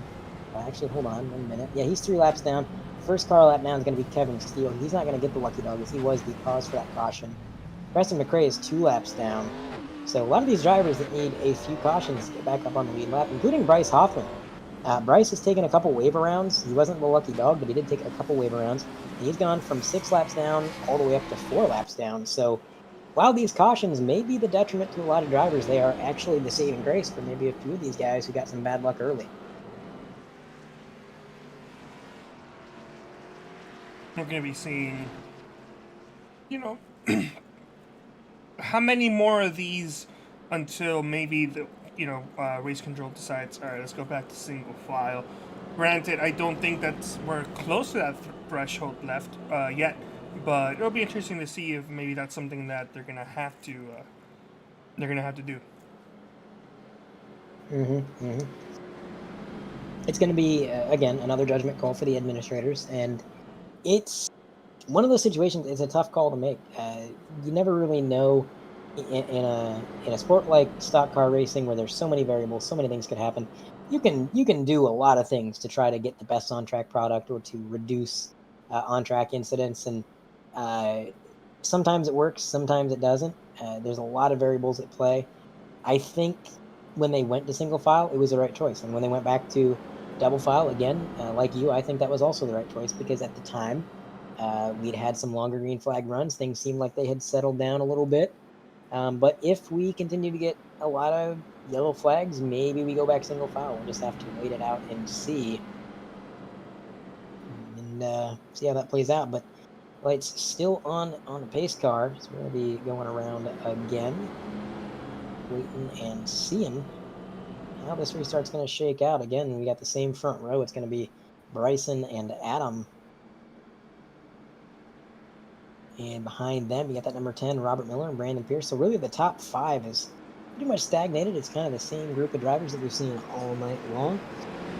And not a whole lot of time for passing that last turn, obviously. We kind of went back to caution pretty quick, but going to be interesting to see how this shakes out as everybody gets double file.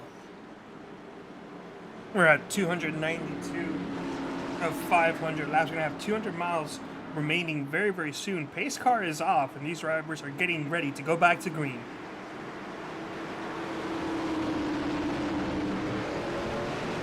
And there they go, Bryson Nixonbaugh with a huge jump. And again, that number 10 just trying to get to the inside of the 83, couldn't make it happen, so he slides to the top as Brandon Pierce locks up his tires. There he goes in contact for the cars behind. Yellow flag flies again, and it's a huge pile up. Here comes the number 09, Demir Hickenbottom. He is involved. Bryce Hoffman almost involved. I'm not sure if there was contact there. And here comes the pace car saying, get out of my way. I know the drill. I'm coming out of there.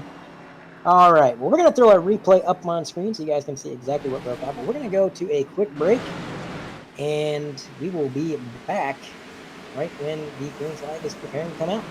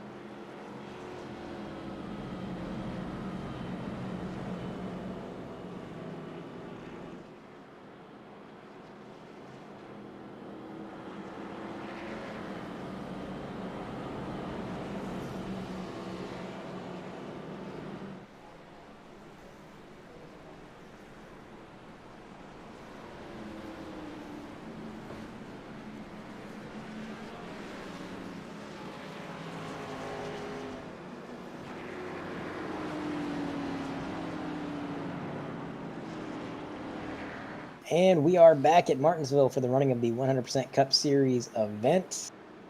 We are about to go green. The lights are off on the pace car. Bryson Nixonbaugh going to be leading the way. And I said we probably weren't going to go back to single file restarts. Well, we have. Damaris Hickenbottom has opted to, and Louis Gadman's just cooperatively decided that that would be the best move to make. And we're going to see as Bryson Nixonbaugh is going to lead the way. It's a pretty good jump, as he tends to do. Behind him, got a little bit of a battle breaking out between the 83 and the 10. These two seem to be pretty close in pace for the first few laps. But we haven't really been able to get a long enough green flag run fleshed out to really see how these cars stack up comparatively to one another. And behind them, look at this comeback of the race, I would say. Jonathan Delaney making the pass for the 4th position. After everything he's been through, involved in 2 separate incidents, acquiring a fair amount of damage, he has gotten a lot of that damage repaired and driven all the way up into 4th, currently trying to run down P10. So while a lot of drivers maybe thought Delaney's day was over, and he got involved in that hard incident earlier, no, that may not be the case. He is driven back up the top 5, and he is on the hunt. So that is going to be interesting to see as that develops. And looking a little bit further back through the field, speaking of comebacks, Cameron Stone currently running P11. Unfortunately for Cam, I think that damage is holding him back quite a bit. I'm looking at his straightaway speed, I'm looking at his revs, listening to his engine on my perspective, and sounds like that car is not all there. So not the race that Cameron was hoping to have going into this weekend, unfortunately. But he is now up into 10th. He did make the pass through P10. He's probably going to have a few more opportunities, a few more cautions to maybe get some more damage repaired if there's any optionals. But we're just going to have to wait and see, as he is closing the gap to Mason Lowry in that 56 machine. So trying to get up into P9. But on your screen right now, I believe that is the number 8, RJ Root. That's another driver that picked up quite a bit of damage. He was unfortunately involved in an incident with Damaris Hickenbottom. And despite the damage and everything that he's kind of endured throughout this race, he is all the way up into P6 currently. So he had a good run going, and he has not let a couple minor incidents or some damage hold him back from continuing that good run. He has stayed P6. He's currently lapping pretty much the same as the car. Actually, no, he's actually lapping faster by about a 10th than the car ahead of him. So Jason Chambers in that number 30, he's currently running 5th. Last time around for Chambers, it was going to be a 20.052, and for RJ Root, 20.062. So actually nearly identical lap times that time around. Those two are going to be involved in battle for a while, I'd assume. But going back towards the front of the field,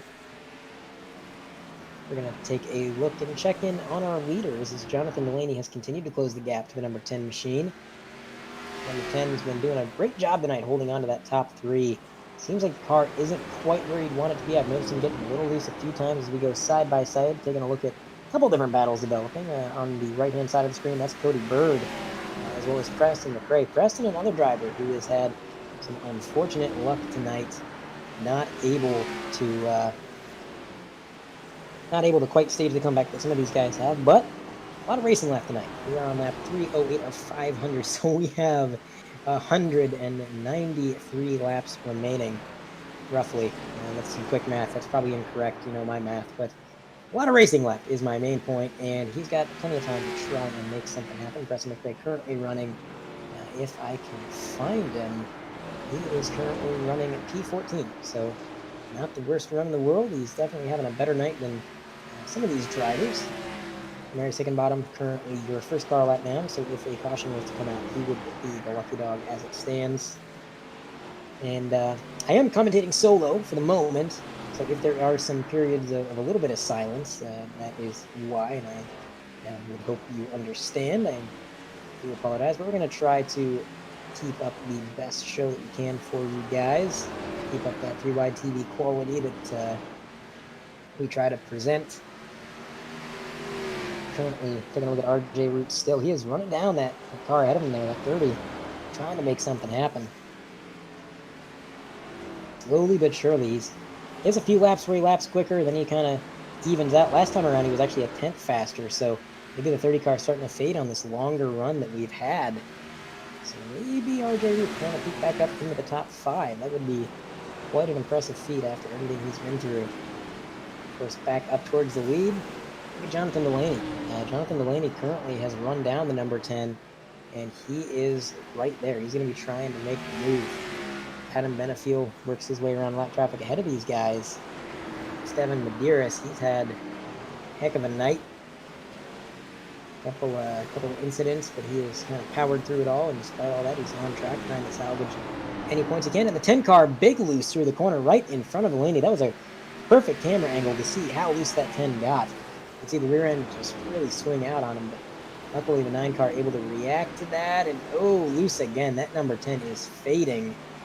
Seemed like the number 10 was fighting loose, and he said on the radio, I think I went the wrong way in my adjustments. Well, I think he tried to loosen that tight car up, and he might have went too far again, just in the opposite direction. As Jonathan Delaney is seeming to be a little bit more stable through the turns and contact. Delaney turns the number 10. Number 10 goes around, and man, oh man, that... Cameron Stone coming across the radio, warning drivers of the car stopped in four. That is the number 10. Stopped in the corner. Looked to me like the number 10 was just getting really loose in every corner. Just getting really sideways. The 9 car had to check up pretty much every single time. So we're taking a look at a replay now.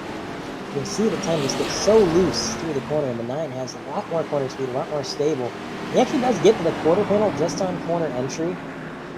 But the 10 car doesn't have the momentum. He comes down for the block, and the 9 car, he wasn't on the inside. Delaney did not have the inside, but that was a very late block by the 10, so it's hard to make a judgment call there. I think that was, as we've said so many times, that's just short track racing, man. That is two drivers doing their best. Delaney's trying to make the overtakes he needs to make. The number 10 car, he's trying to make the defensive moves that he needs to make. Robert Miller, he had to come down. He had to throw that block. And, Delaney, he could only ride behind him for so long. So, unfortunately, a bit of an incident. But we're going to throw it to another break as some of the leaders are coming down pit road. You got the 83 and the 9 down pit road. While they get their car serviced, we're going to throw it to a break, and we will come right back at the drop of the green flag for more racing action here at Martinsville.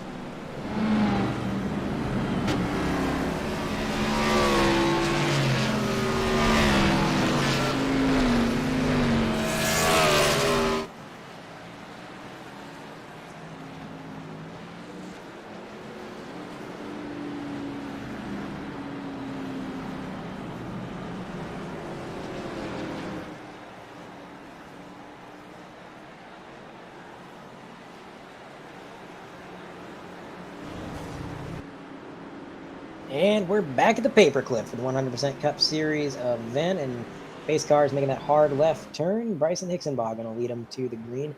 This time, he's got RJ Root in that red number 8 in tow. RJ Root opted to not take tires when he came down pit road, so he gained a lot of track position that way, but now he's got a bit of a defensive game to play, trying to hold on to his position on those older tires. He's going to slide up quite a bit and concede 2 positions, it seems like, as Jonathan Delaney. He's going to try to make his way around, as well as Adam Benefield. Now that 30 car trying to get around as well. So it was a bold move by RJ to try to not take tires and see what he could do. Carlos and I were kind of talking about this during the break, but we're not actually sure why he didn't take tires. Really, the two leading theories are either he's low on tires because he has pitted quite a bit, or he was just trying to get the track position and he wants to save the tires for later on.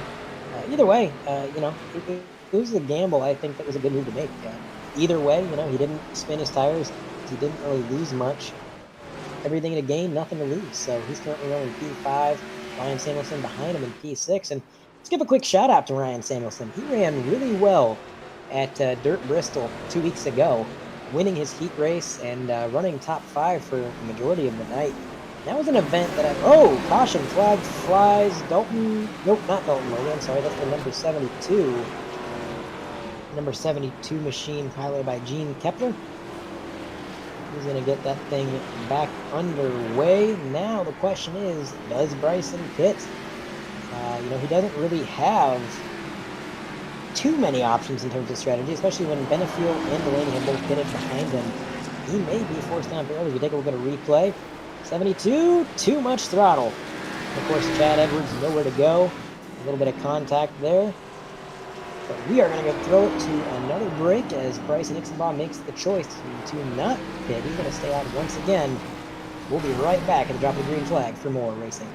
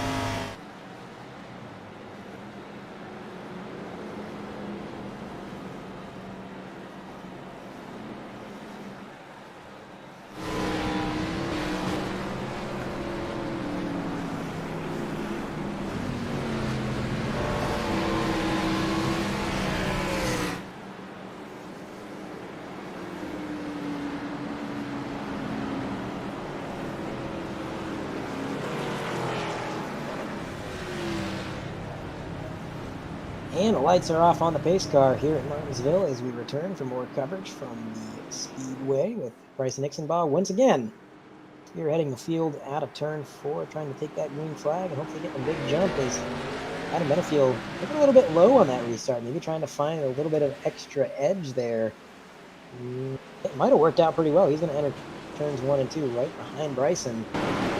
And behind him, we've joked about how much Delaney has finished 3rd this year. Seems like every week he's finishing P3, and, well, look at where he's at right now. He's running P3 as Adam Benefiel and Bryson Ixenbaugh battle ahead. Now, just a context on the battle between Bryson and Adam Benefield is that Benefield has fresher tires. He has pitted about 15 to 20 laps ago, I believe, and Bryson, he pitted long before that. So his tires are a little bit older, and now it looks like Benefield is going to get the move on the inside. They're going to stay side by side through 1 and 2. Bryson driving it in a little bit deeper on that high side, trying to make something happen, and it doesn't work. And he is going to have to fall back in line as behind them, John Mulaney getting into the curb a little bit. He's going to sacrifice some time there, but we know that 9 car has speed, so we're going to keep an eye on him. And hey, look at that. Look at P5, Cameron Stone. Trying to make his way around that number 30 car. Cameron Stone slowly staging a bit of a comeback. He has been slowly but surely working his way back up through the field, and now it seems like he's got some fresh tires. He's got a little bit of that damage fixed up, and now he is on the hunt, trying to get back up into P5. He's got it. He is clear of the number 30. He is going to set his sights on the next car ahead, which is going to be Jonathan Delaney. But as we ride on board with Jonathan Delaney, you can see he is on the prowl. He is right there with Bryson. A fresher tire advantage being the key factor. Shouldn't have too much trouble getting around him with that tire advantage, but as though it's a difficult track to pass, so we're going to see if he can make something happen, maybe on the high line if he has to. We've seen high line passes tonight. It's a very rare occurrence, but he can make it work, especially with these cooler track temps for sure. But right now, still riding behind, as you can see our dual camera setup here, the 3-wide cam. And now, looks like Bryson just struggling to hold on to P2, and Delaney, a lot of patience. If I'm Delaney, I'm thinking, man, I got to get around Bryson. Can't let 83 get away too far, at least, when they got similar tires. Remember, Delaney and Benefield, they both pitted at the same time. And so they got similar tires, but Bryson is the driver that's kind of detriment to the 9 right now. He's holding him up, and he's actually allowing Cameron Stone to close that gap. You can see Cam in that black number 57 blending in that dark racing surface, but he's there. He is closing in.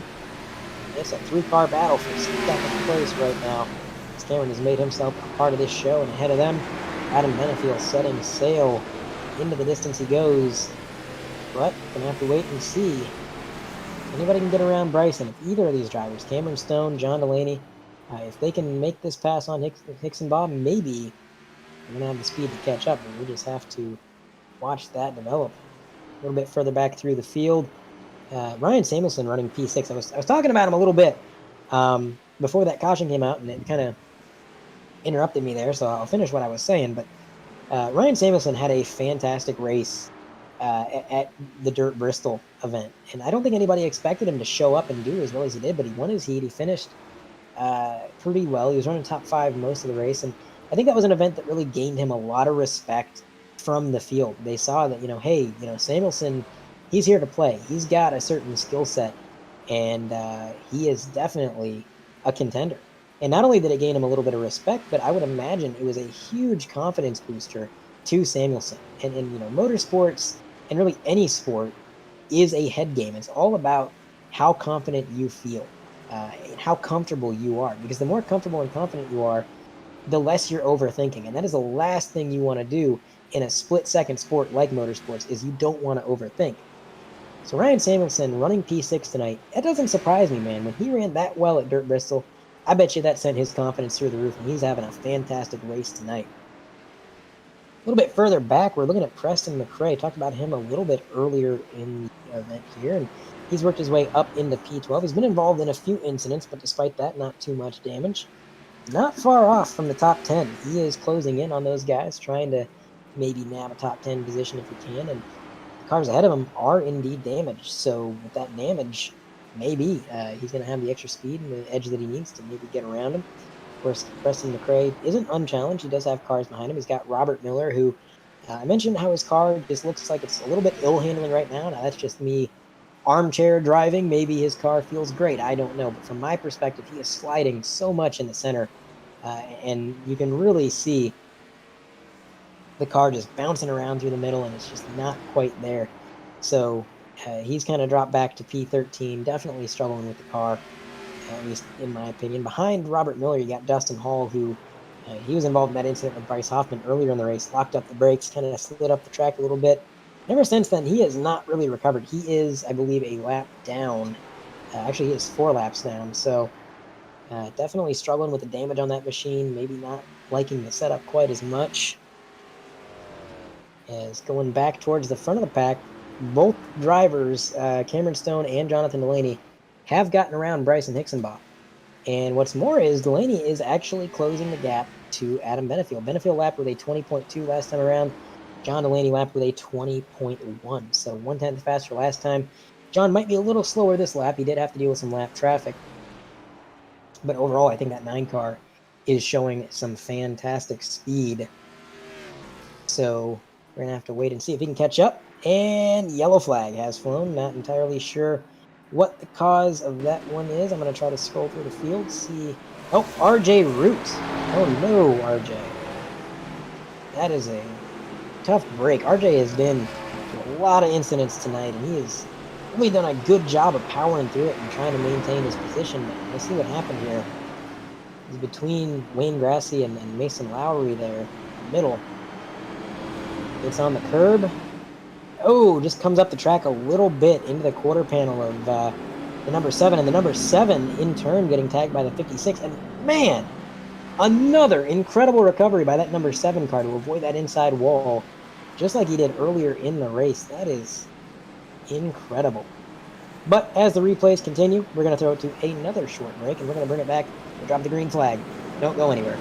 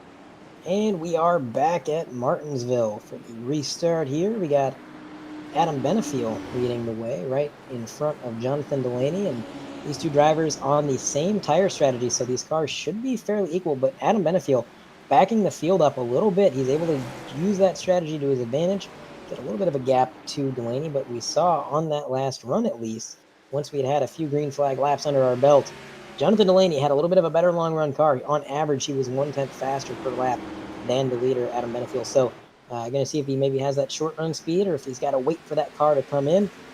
He can't do too much waiting around. He does have Cameron Stone right behind him. Cam minus the bumper is behind him.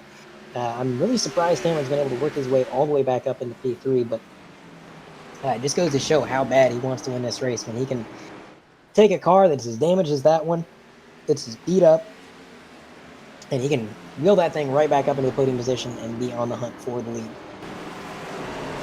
There's Adam Benefield not driving away with it.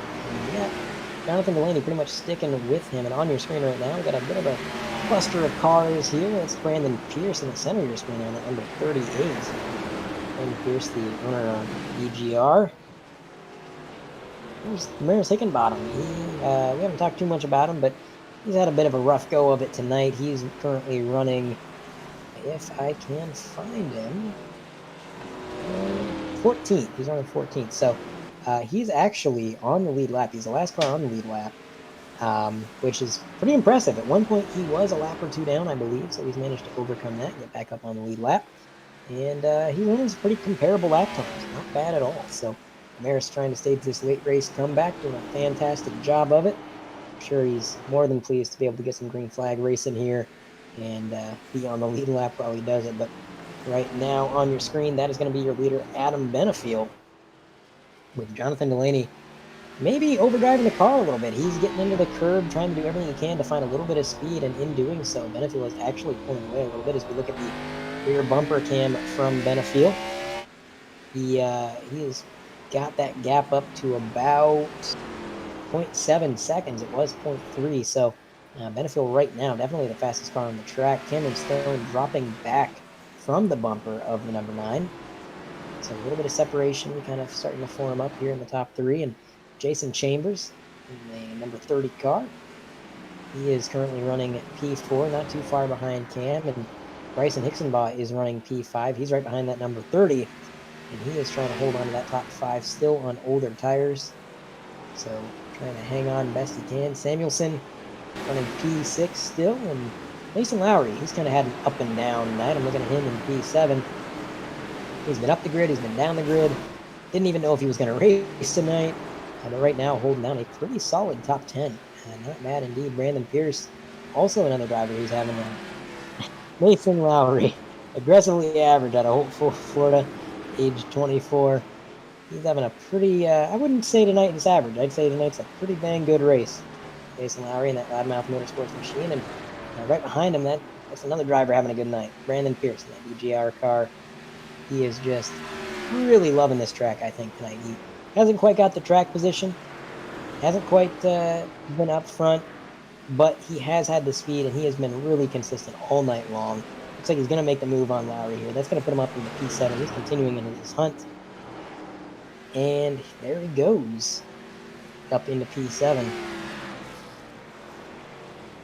A little bit further up the grid. Look at that. Bryson Hicksonbaugh actually making the move on Cameron Stone. So he actually got around him. Looks like Cam's struggling on the long run. Came across the radio and said, "I'm garbage right now." That was Cameron Stone. Not liking the way his car is feeling, but of course with a lot of rear end damage, that is to be expected. That car can't be operating at 100% capacity for sure. So he is dropping back like a rock at the moment. I guess you could say he's dropping back like a stone. Ayo, the dumb tis. I should probably just fire myself after that one. This is what happens when you're commentating by yourself and you go unchecked and you can just drop any bad dad joke that you want. John Delaney, still running, I believe that's P2. Yep, P2. 20.282 for Jonathan Delaney last time around.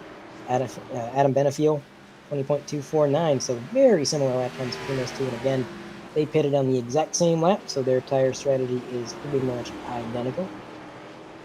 Interesting thing, though, Bryson Hicksonbaugh, he might have taken tires that last stop. I'm not entirely sure because he is actually lapping 0.2 faster than Delaney and 0.2 faster than Adam Benefield. So right now, that 63, the knee-high septic machine, is the fastest car on the track, and I think pretty soon Adam Benefield is going to be knee-high in that 63 if they get together here. So battle for the lead brewing as Cameron Stone continues to drop back behind him. And 63 just not giving up that pace. He ran a 20.1 even on a lap where he was navigating his way around number 9, Jonathan Delaney. So he is going to be definitely the fastest car on the track this time around. He actually ran, if I can get back to Bryson, another 20.1 to Benefield's 20.3, so 0.2 faster that time. We have a battle brewing, ladies and gentlemen, and some lap traffic ahead to make it interesting as well. So you can see the difference in lap times right there, the interval and how that's changed, of course, in the last few laps. Very interesting data there. You can tell, though, it is telling you one thing, and that one thing is that Bryson is coming.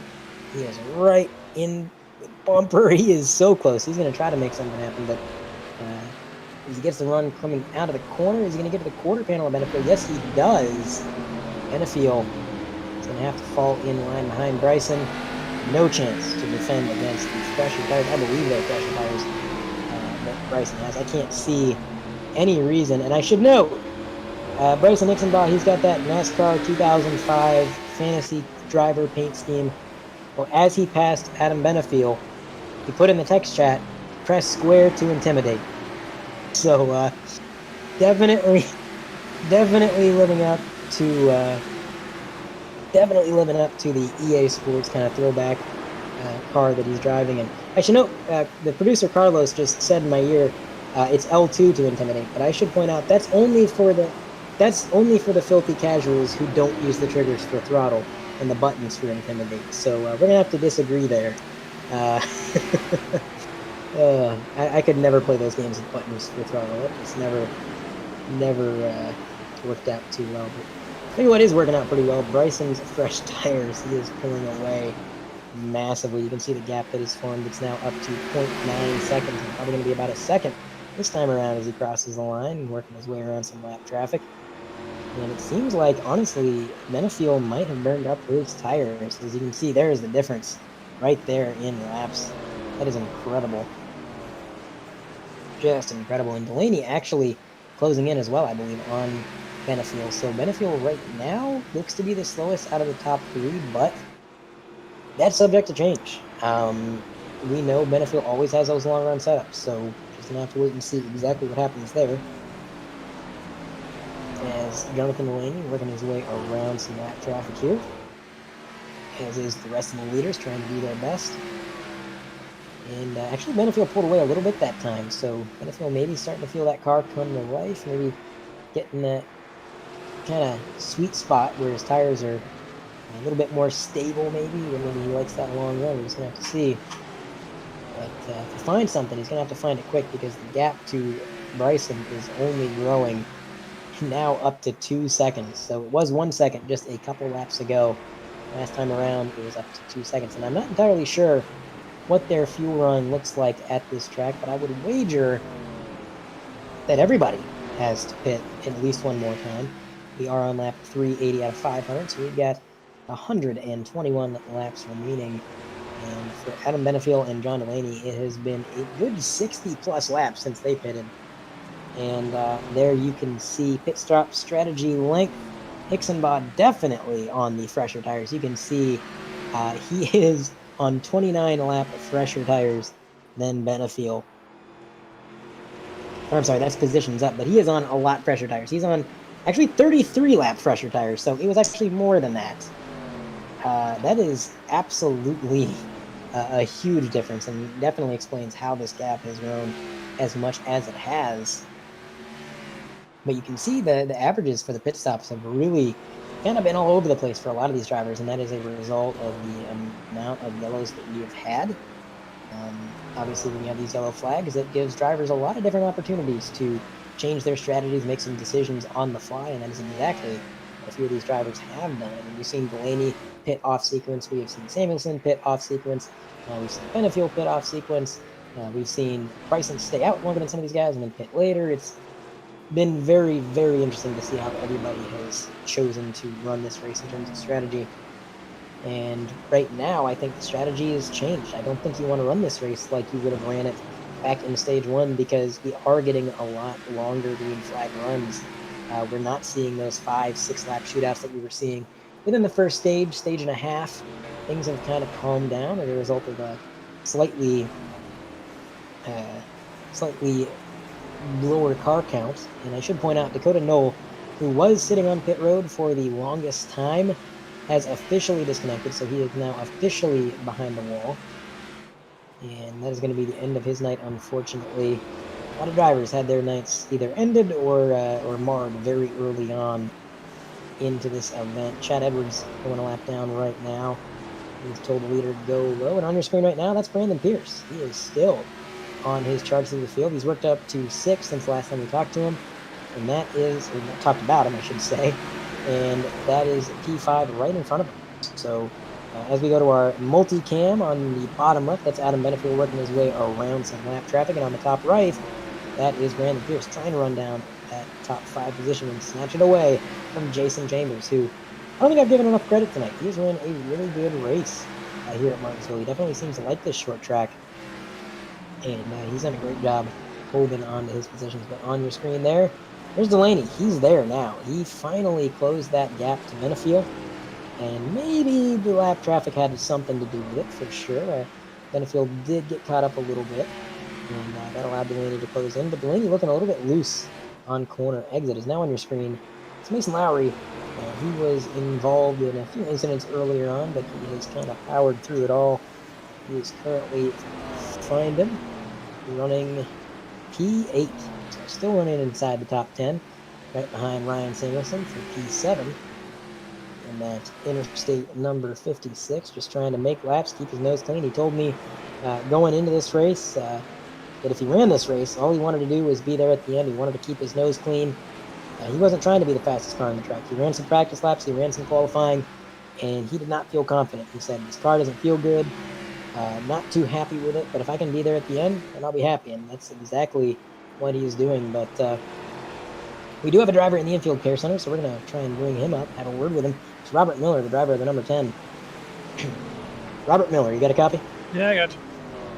Robert, you were having a really good night early on. It looked like the car definitely was top 5 material.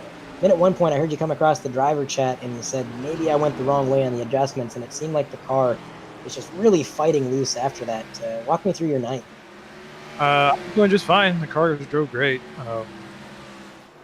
It was just fine. I was playing some tire games at the beginning of the second stage and just really having some fun until that one incident where I got some right side damage. And I thought it was an adjustment I made, but it turns out the what right side damage I did get just killed any center I had and made entry stupid loose.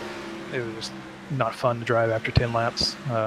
And so she's pretty much just broke. I just called it there. So that was into my night, and I was going to run another 100 laps sweating my balls off.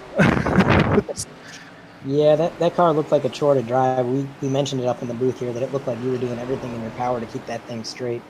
I'm a little surprised it was the damage, because, I mean, we got a lot of cars out here that have a lot of damage that seem to be doing all right, but I suppose it's a matter of where you get that damage. You said it was right side damage?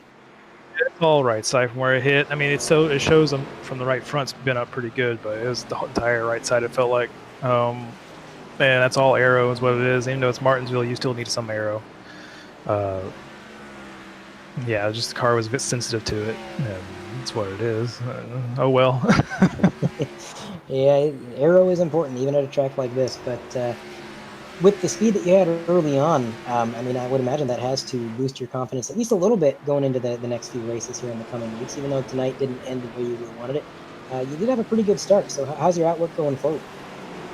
Pace, I know that. It's just luck here was a big deal. If I would have kept clean, I probably would have been able to keep up with Benefield and Prix a lot better than I was able to. I know I was able to outbrake him for most of the run, and just I couldn't get any drive off for him. But I'll be back next week from Kansas for sure. I like that place. It's changed a lot with the updates. After that, we'll see. All right. Well, Robert, thanks for your time. Sorry your night ended the way it did, and good luck with Kansas. Hopefully we'll be talking to you in Victory Lane rather than the Infield Care Center. Yeah, we'll say thank you, guys. That was Robert Miller out of the booth. Heard it from him. Very disappointed with the way the car was handling. He got that right side damage, and that's the thing about iRacing and the simulation and the way that it works sometimes. Sometimes you see a car that it looks like it shouldn't even be able to make a lap, and it's running at full speed, full steam ahead. Then sometimes you see a car that doesn't look that beat up, not too much damage, but it is down on power. It's not handling well. I saw that first person last week. So during the league's off week, we actually had a fun event where anybody was welcome to drive, including commentators like myself. and it was a car tomorrow race at iRacing Super Speedway, and there was an incident where there was a wreck in turn 2, and I had managed to avoid 3/4 of the wreck, about 3/4 of the cars that were involved. And out of nowhere, I actually T-boned Bryson Hicksonbaugh, the current race leader. T-boned him in the corner, right in the driver's side door. He went flipping down the banking, wrecking all over the place. He landed on his wheels and went on to have a car that could stay at pace with the leaders. And my car had to do a full engine replacement. So that's iRacing for you. Sometimes it's a little bit finicky, but we got a replay. And we're going to take a look at something that must have happened here. Looks like it involved the Maris Hickenbottom in that 09. 09. Oh, the number 7, Wayne Grassi. Following through the corner here. Oh, don't do it again, Wayne. Don't tell me. Okay, I thought he was going to get loose out of turn 2 again. That would have been, Oh, no. It's Dustin Hall. Looks like Dustin might have just got it. And that was right in front of the leaders, too. Wow. That was right in front of Bryson. That was very scary for the leaders, I'm sure. That was something. Dustin Hall, I'm not sure if he had help getting around in Swan or if that was just a single car incident, but nonetheless, currently on your screen, you're looking at Brandon Pierce in that number 38. Still trying to work his way up. And Jonathan Delaney, he's been following number 83 for quite some time. Hasn't quite been able to make the pass, and it makes sense that their cars are pretty equal right now. It's going to be difficult. I think lap traffic is going to be the deciding factor if a pass gets made here. I'll tell you what, while we watch this fun battle between Adam Benefield and the number 9, why don't we throw it to another Shano FX Overdrive so you can take in the sights and sounds of Martinsville and hopefully observe this battle.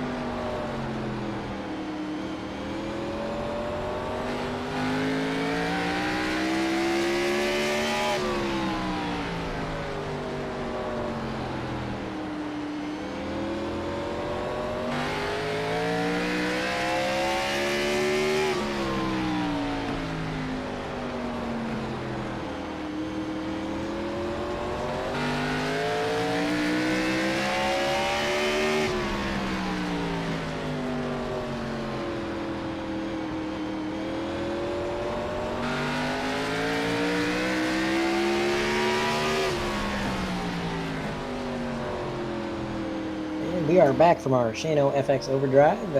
Saw Jonathan Delaney get around Benefield pretty quick during that overdrive. He made a pretty good move there. Got around him on the outside, I believe, and it's been pretty much running P2 ever since then. But we're going to do a quick through the field. We try to get these in at least once a week. So let's go ahead and start.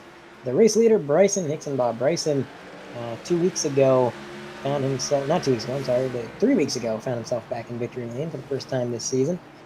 Didn't have quite that much luck at Dirt Bristol, but now at Martinsville, the strategy seems to be playing in his favor. He has been able to hold the lead for quite some time here in Stage 3 as we approach, we are under 100 laps to go.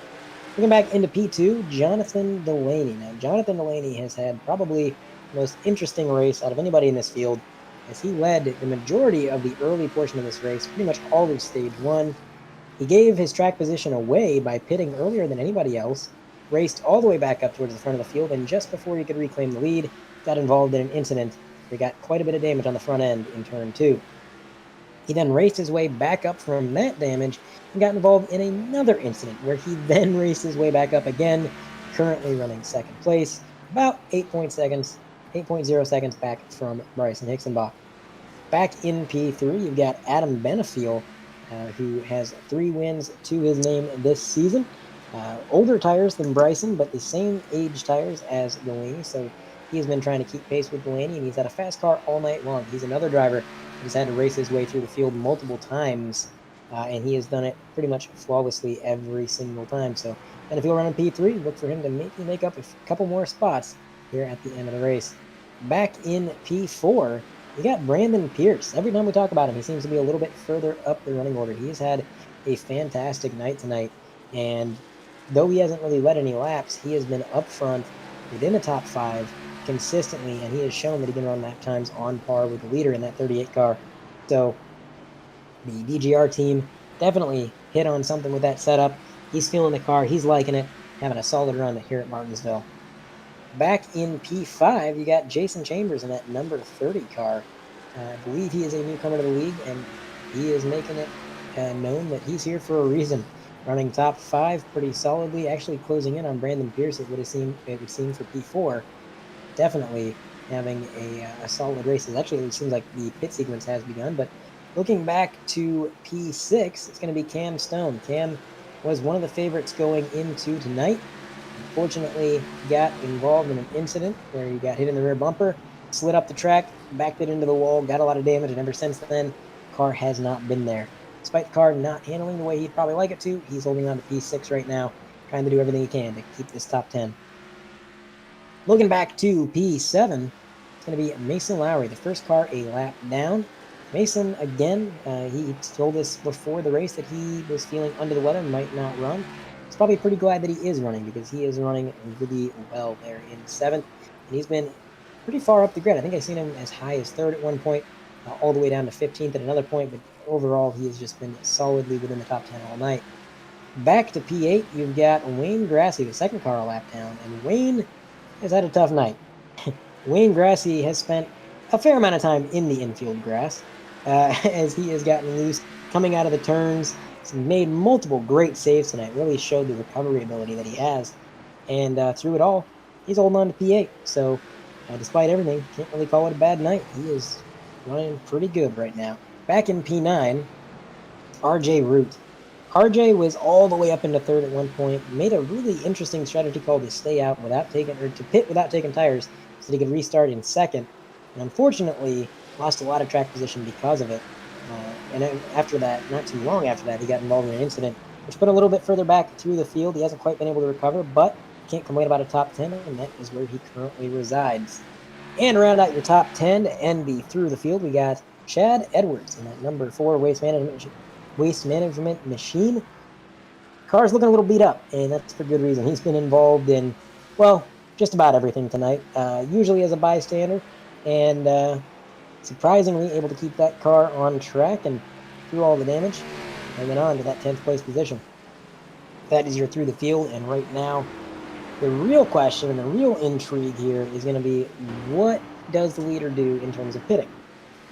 he does have fresher tires than a lot of the field, so that means he can stay out for a good few more laps than anybody behind him and not sacrifice too much time.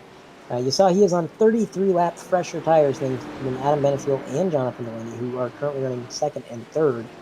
So theoretically, he could stay out for a while longer. But does he? Does he stay out? Does he try to maintain his track position, or does he short stop, he come in, he gets the tires? Because right now we are well within I can make it to the end of the race territory. We're on lap 431 out of 500. We got 70 laps to go precisely on the dot, and that is well within the fuel range and the tire range for these cars. So at this point, if you pit, you're done, you're out, you can get back on the track, and you can finish the race on whatever tires, whatever fuel you've taken. So it's up to the drivers. What are they going to do? Short stop, long run, who knows? But Bryson still opting to stay on the track. And, of course, behind him, you've got the number 9, Jonathan Delaney, who also has yet to pit. I believe the drivers who have pitted are Mason Lowry, RJ Root. I believe Ryan Samuelson made his way down pit road. Actually, no, I'm sorry. Root, Grassi, and Lowry have not pitted. The first car to have pitted is Ryan Samuelson, followed by Hickenbottom. I believe Kepler has also made his way down pit road. You can see Dalton Mobley in that 77 car. He's making his way down pit road as well. Bryson now coming up to lap Cameron Stone, who is currently running P6. So when that happens, there will be 5 cars left on the lead lap. And there he goes. Clear of the lap car there. He's pretty much set to run. But again, I'm keeping my eye on Jonathan Delaney, because right now with a 12-second gap to the leader, that is quite the gap to overcome. And if he was going to be able to pull that off, he would definitely have to pull a short stop strategy, I believe. I think that would be his main method of closing that gap, trying to use those fresh tires to his advantage. We go side by side. Through-ride TV multicam. Top right, that is your leader, Bryson, who is still opting not to pit. And on the bottom left, I'm making a guess here. I can't actually quite see the bottom left of the feed, but I believe that's going to be Adam Benefield. On the bottom left is the number 9 car. He's actually closing his gap. It was a 13-second gap about a lap ago. This time it was 12 seconds, and as they cross the line this time, we're going to take a look and see. It's 12.5, so he's actually running on pace with the leader. Maybe at a point now where the tires have started to equalize. Bryson has been on those tires for quite some time, and at some point they do equalize, no matter how much newer they are than the car behind you. So it's all going to be strategy here. I think Bryson called it when he said in the stage 1 interview that it was going to come down to when you pit. So if he knew that going in, maybe he's got a strategy up his sleeve that he's going to be able to pull out. And see what he can do is go on board with, I believe that's Jonathan Delaney, working his way around lap traffic, trying to close this gap even further if he can. 72 going up high. Now he's going to have to try to work his way around Bryce Hoffman in that 21 machine. Bryce currently running, let's see if I can find him. I'm actually having some trouble. Okay, he's running P16, 6 laps down at the moment. Coaching Cody Bird. John just really trying to navigate this lap traffic and hope that it holds up Adam Benefield more than it hinders him. So that is his current strategy, and Bryson's current strategy is just, oh, looks like we got an incident. Oh boy, that's a problem. We got a car sideways in turns 3 and 4. No caution yet. Looks like the 21 might have made contact with somebody. I'm not sure who. I want to say it was the 72. But if we can identify what happened there, we'll show the replay. But for right now, on your screen, that is the 21 getting approached by Adam Benefield in that 83 car. Trying to close that gap, get around some more lap traffic, and maybe gain on Jonathan Delaney if we can. And we do have a replay on the 3WTV multicam down on or up on the top right. You're going to see the 72 gets a little bit loose, pretty much on his own. And Wayne Grassi, man, how many times has Wayne Grassi narrowly missed disaster tonight? And he just added another time to the list. That is incredible. Watch this number 7. So the 72 gets loose in front of Benefield.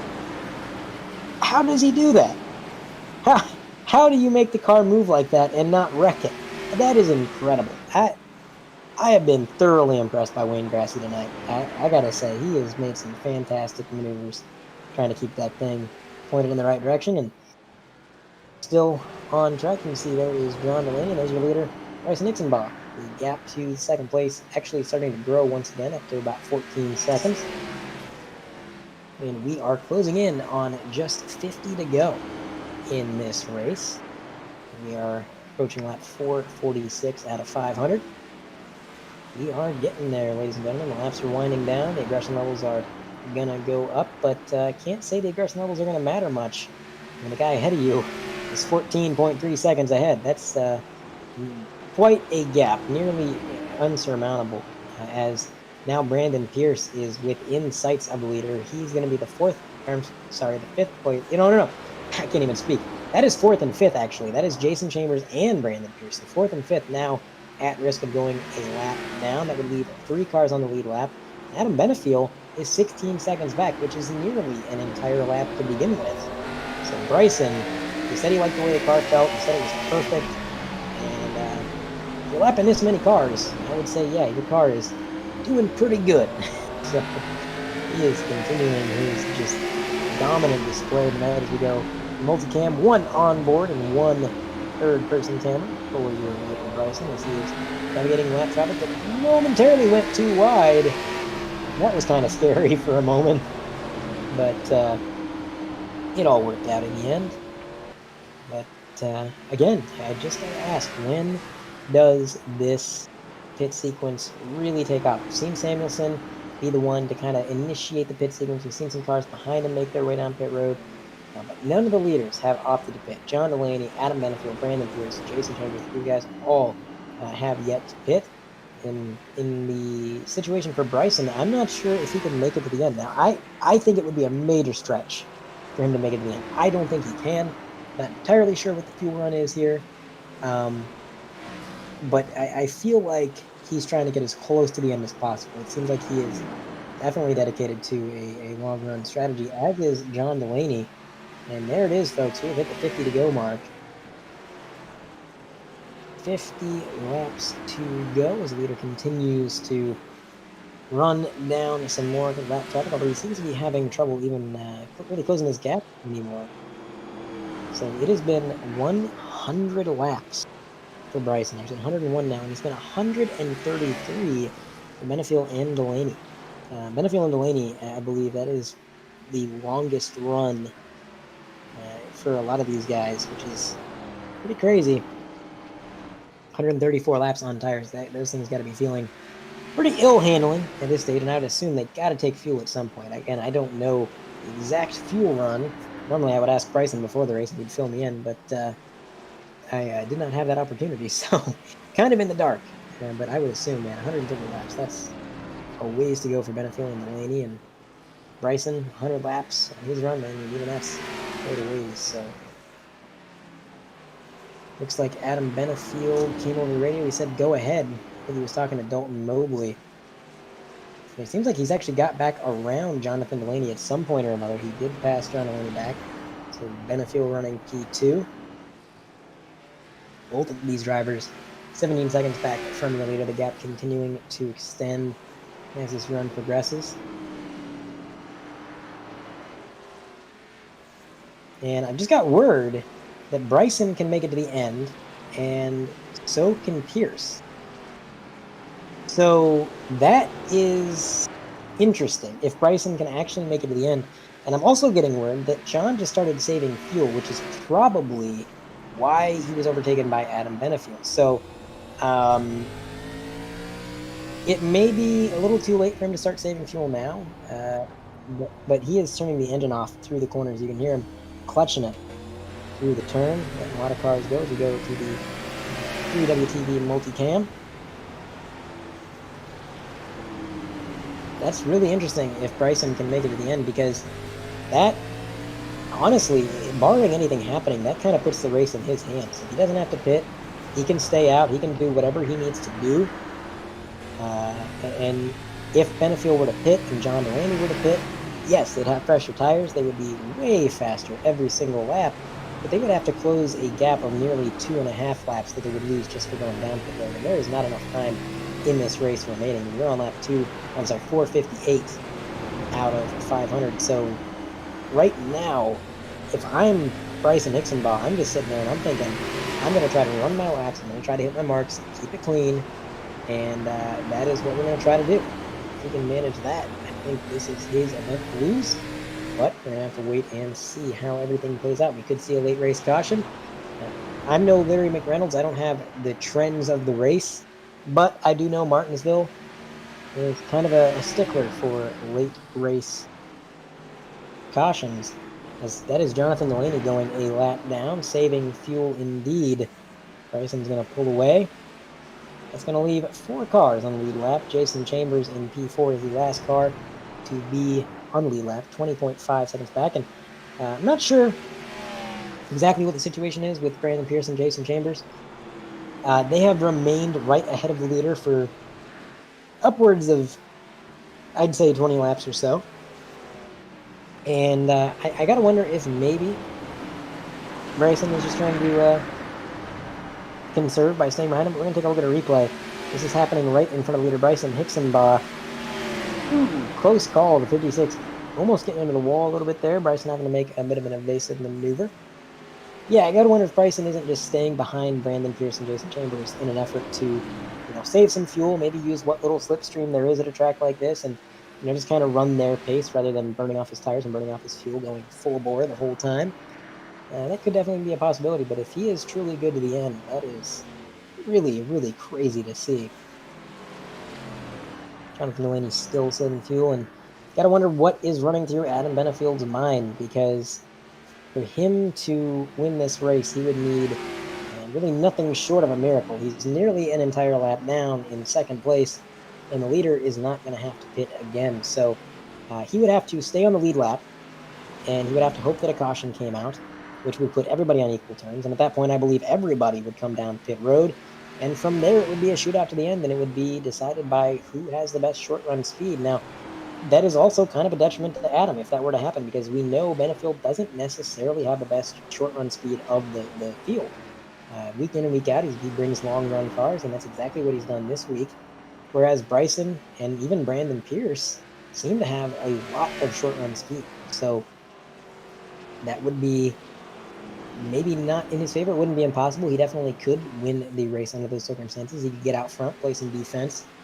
But overall, not looking good for Benefield right now. But it's Martinsville. That picture could change at any moment. And I do mean any moment. Until that white flag is thrown, nothing is set in stone. Speaking of Stone, check in on Cameron Stone back there. He's running at P7. He's currently 2 laps down. And, yeah, not having a good time. Not having a good time, but not a bad points day. I know he came into this race, he wanted to win. He wanted to get the win at his home track, and he had a lot of hopes. And for his race to be ended the way it was, very disappointing. But you got to think, he has been in the top 10 for pretty much every stage of the race. He got some bonus points there. Looking like he's going to finish securely in the top 10. As 10th place is 3 laps down, he's 2 laps down. It would be nearly impossible for him to finish out of the top 10 as long as he stays on track. So sometimes you got to take the good with the bad and the bad with the good, and overall, it's a good points day for Cam, despite how frustrated I'm sure he is. On your screen right now, that is still Adam Benefield, 100% here, 100% race car driver, 100% trying to figure out what can he do to beat Bryson. That's the question. Honestly, at this point, again, I think it's coming down to luck, because we have Mason Lowry making his way down pit road. So he is going to be one of the cars continuing this pit sequence that's been very strung out. We saw Samuelson pit very, very early compared to everybody else. And now we've got Mason Lowry making his way. He's going to get that car serviced, 4 tires and fuel. As we are about to hit lap, actually we have hit lap 471. So we have 30 laps of racing remaining here at Martinsville. Gap, second place, 18 seconds, nearly an entire lap. In fact, the gap is so large that if you look ahead of these lap cars ahead of Bryson, it's Adam Benefield, and he is making his way down pit road. Made that hard left turn. He's going to get that car serviced, and I would imagine that that was a move of desperation. He knew that he wasn't going to be able to run Bryson down. He was in danger of going a lap down. So he might as well pit. But from my perspective, I feel like that's the kind of strategy that you would have to pull a little bit sooner. If he wants to try to run Bryson down from the 2 laps down that he's probably going to lose pitting, he would have had to make that move 30, 40 laps ago. So a little bit late in the race, we'll see how it works out for him. Who knows, maybe something crazy happens as there he goes 1 lap down as he gets that car serviced. And the question is now, does Bryson kick it up a notch now that Benefield has pitted? As we have, somebody not happy on the driver track. Looks like the 38 or the 30 car got lapped, so he's gone a lap down. But on the driver's radio, while this is going on, it looks like the 72 was involved in an incident with Preston McRae. And I believe that he's been told to park it by league administrators. And he drove past pit road this time, and he has not parked it. He's opted to stay out on the track, and he was disqualified. He said, I'm on new tires, I don't want him to bring it in. Admin said, well, you're bringing it in. So, again, there is a rule in this league for anybody confused as to why that is something that can happen. If you are the cause of 3 incidents or more per race, the admins can remove you. And the 72, he's been involved in a few incidents, and I suppose now the race control has tightened up. We have some race control that is kind of the eye in the sky right now, and they're looking at these incidents, and they've determined, hey, you've tried your best, you've been involved in too many incidents, and we're going to go ahead and DQ you. But that's pretty much how that played out. Is Bryson Nixonbot has now lapped the entire field. He got around Brandon Pierce while that was all going on, and he is the only car on the lead lap. If caution were to come out right now, Brandon Pierce would be the lucky dog, and everybody else would stay a lap down. So, very, very crazy situation. I have not seen anything like this since, I would say, Richmond last year, when I believe it was Benefield who put the entire field a lap or 2 down. It was something crazy like that, a very large margin. But interesting how these short tracks seem to play out. They do seem to be Bryson's bread and butter, and he's definitely showing that tonight as we have hit 20 to go here at Martinsville. These drivers are excited. Definitely looking forward to getting to the end of this event. It's been a long one, ladies and gentlemen. It is currently on the East Coast. The server is hosted out of. It is 12:03 a.m. This race started at 8:30. It's run a little bit long, but these drivers have powered through it. We got a bit of a replay. What happened with the 72? He got into the quarter panel there a little bit, I think. I believe that's the incident. I believe that's what it was. We're going to take another look at it and see and kind of determine. He did go up the track pretty far. Yeah, I would like to see the gyro cam of that. I almost feel like he might have turned right there. I'm not entirely sure. I'm making that judgment as a... We're going to take a look. Maybe I'm wrong. Going into the corner. He's got the number 1 car up high. Doesn't turn right, but he definitely doesn't slow down. So I can see where maybe the admins took issue with that. That's what happens. Like I said, you get involved in too many incidents. Sometimes the admins decide, hey, enough is enough. And nothing against Kepler. He's had a rough go of it tonight, and sometimes races just don't go your way. Sometimes things happen, especially in the heat of the moment. Maybe he was frustrated with the number 1 car. Not saying that justifies it, but again, heat of the moment. That's that. But right now, Bryson Nixonbot still out in front. I think that much is apparent. Nobody was ever going to get him from a lap down, I don't think. But again, I think most of these drivers hoping for a caution. And with a lot of lap traffic approaching the leader, as well as a car on fresher tires behind the leader, who knows? You could see some interesting events as the leader's going to let the 56 go. And there goes Adam Benefield as well. He's going to unlap himself. Now, Adam Benefield right now That's going to put him 1 lap down as opposed to 2. So, can Benefiel try to get this extra lap? Can he try to unlap himself again back on the lead lap? We're just going to have to wait and see. He doesn't have much time. He's got 13 laps to do it at the line. He hit lap 488 out of 500 to complete. Benefiel trying to get around this lap traffic, held up a little bit. As you can see, Jonathan Delaney not having a good time. We go 3 wide. That's Adam Benefiel on the outside of Dustin Hall. That's his teammate in the number 1 Tide ride. There goes Mason Hart as well. And yeah, they are powering through the field. Those fresh tires are fast, but again, just it's not enough time, I don't think, unless a caution were to occur. We're going to see. To continue our multi-cam, you can see exactly the difference between the fresh tires and the leader of Bryson. There he is right there. Tell you what, for a few laps to close it out, we're gonna throw it to a Shano FX Overdrive, and we'll bring it back with 5 to go in the race, assuming this stays going.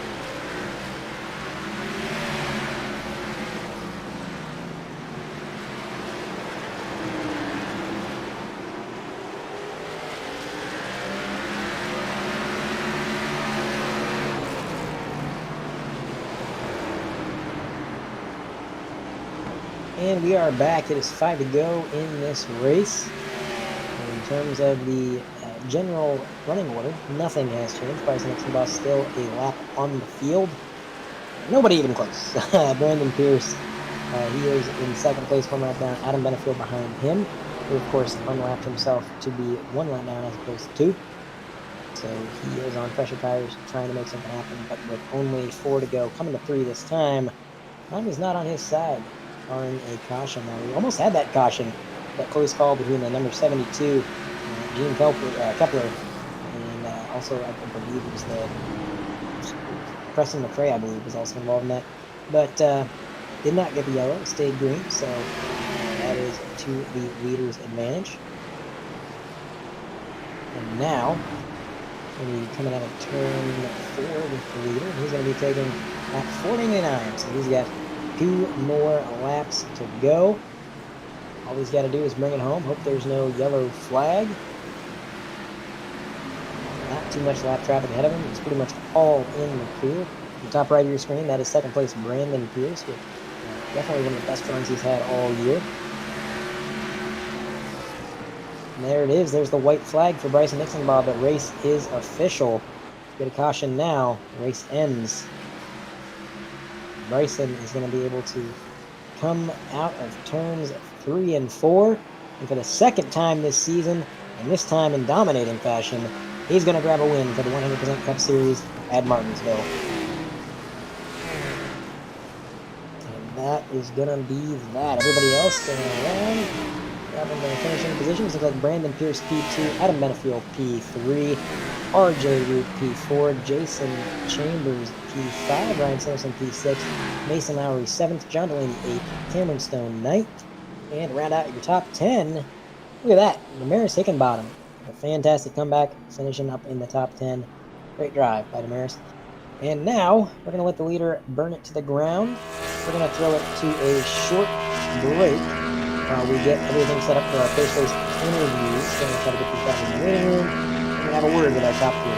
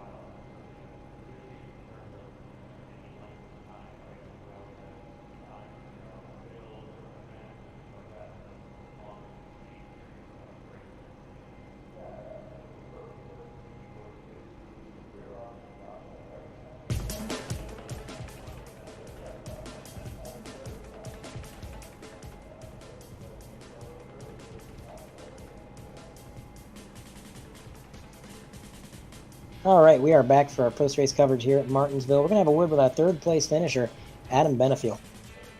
Adam Benefield, you got a copy? Yep, I am. Adam, it was a great effort tonight. You had a good car, definitely a lot of long-run speed. Unfortunately, not too many long runs. Towards the end, it really all came down to strategy, and it just seemed like you had it figured out, and then everything kind of changed with a couple of cautions that came out. The picture got flip-flopped. Walk me through your night tonight, Adam. Yeah, I mean, I felt like we had a good car. I mean, I don't even really know what happened out of 4, and there wasn't a caution. I just kind of I was checking up for it, just got ran over from behind. But, I mean, it sucked. We raced the rest of the race with like over a minute of damage. We had over 2 minutes of damage from that. So, I mean, it wasn't, I don't know. It's disappointing to sit here and ride around for that many laps under caution. It's terrible. Nobody could get their stuff together. I guess we would forget on every restart where everybody had to hit the brakes in turn 1.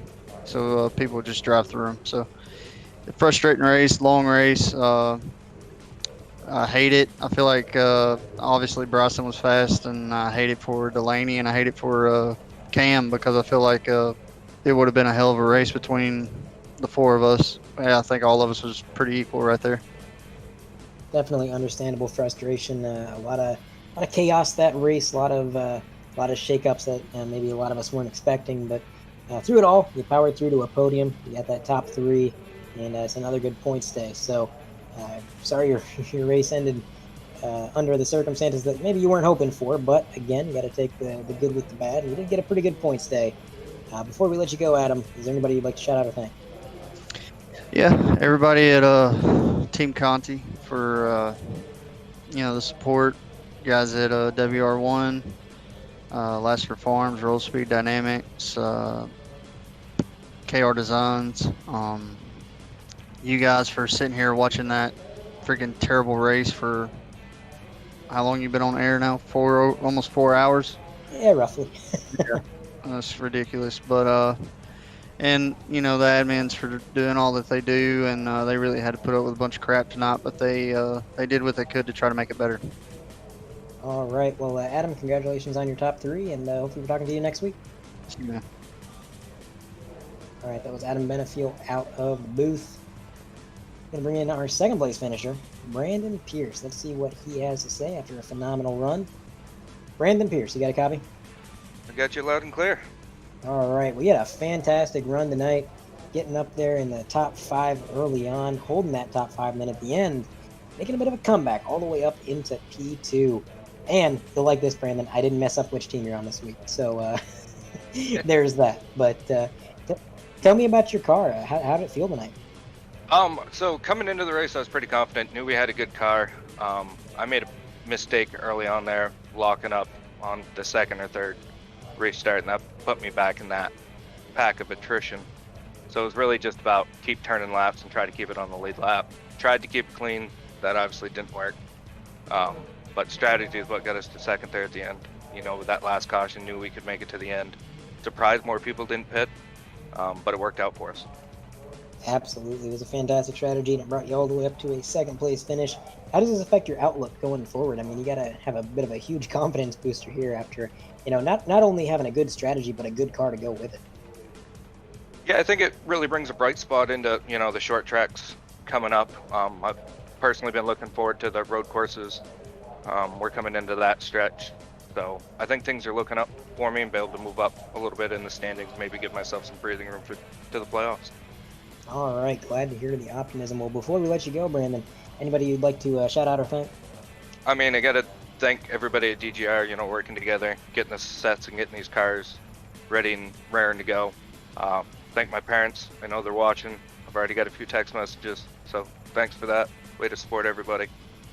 And you guys for broadcasting, and the admins for putting on a league and making sure that we get the best race possible. All right, well, congratulations on P2, Brandon. We're going to let you go celebrate, and hopefully we're talking to you next week. I hope so. You guys have a good one. You too. That was second place finisher Brandon Pierce, and now time has come. We're going to talk to the race winner for the second time this year, Bryson Hicksonbaugh. Let's go ahead and bring him up. Bryson, you got a copy? Yeah, I got you. Well, it was an absolutely dominating win. You had a lap on the field. You played the strategy to perfection. You said in the Stage 2 interview that it was going to come down to strategy, and it most certainly did.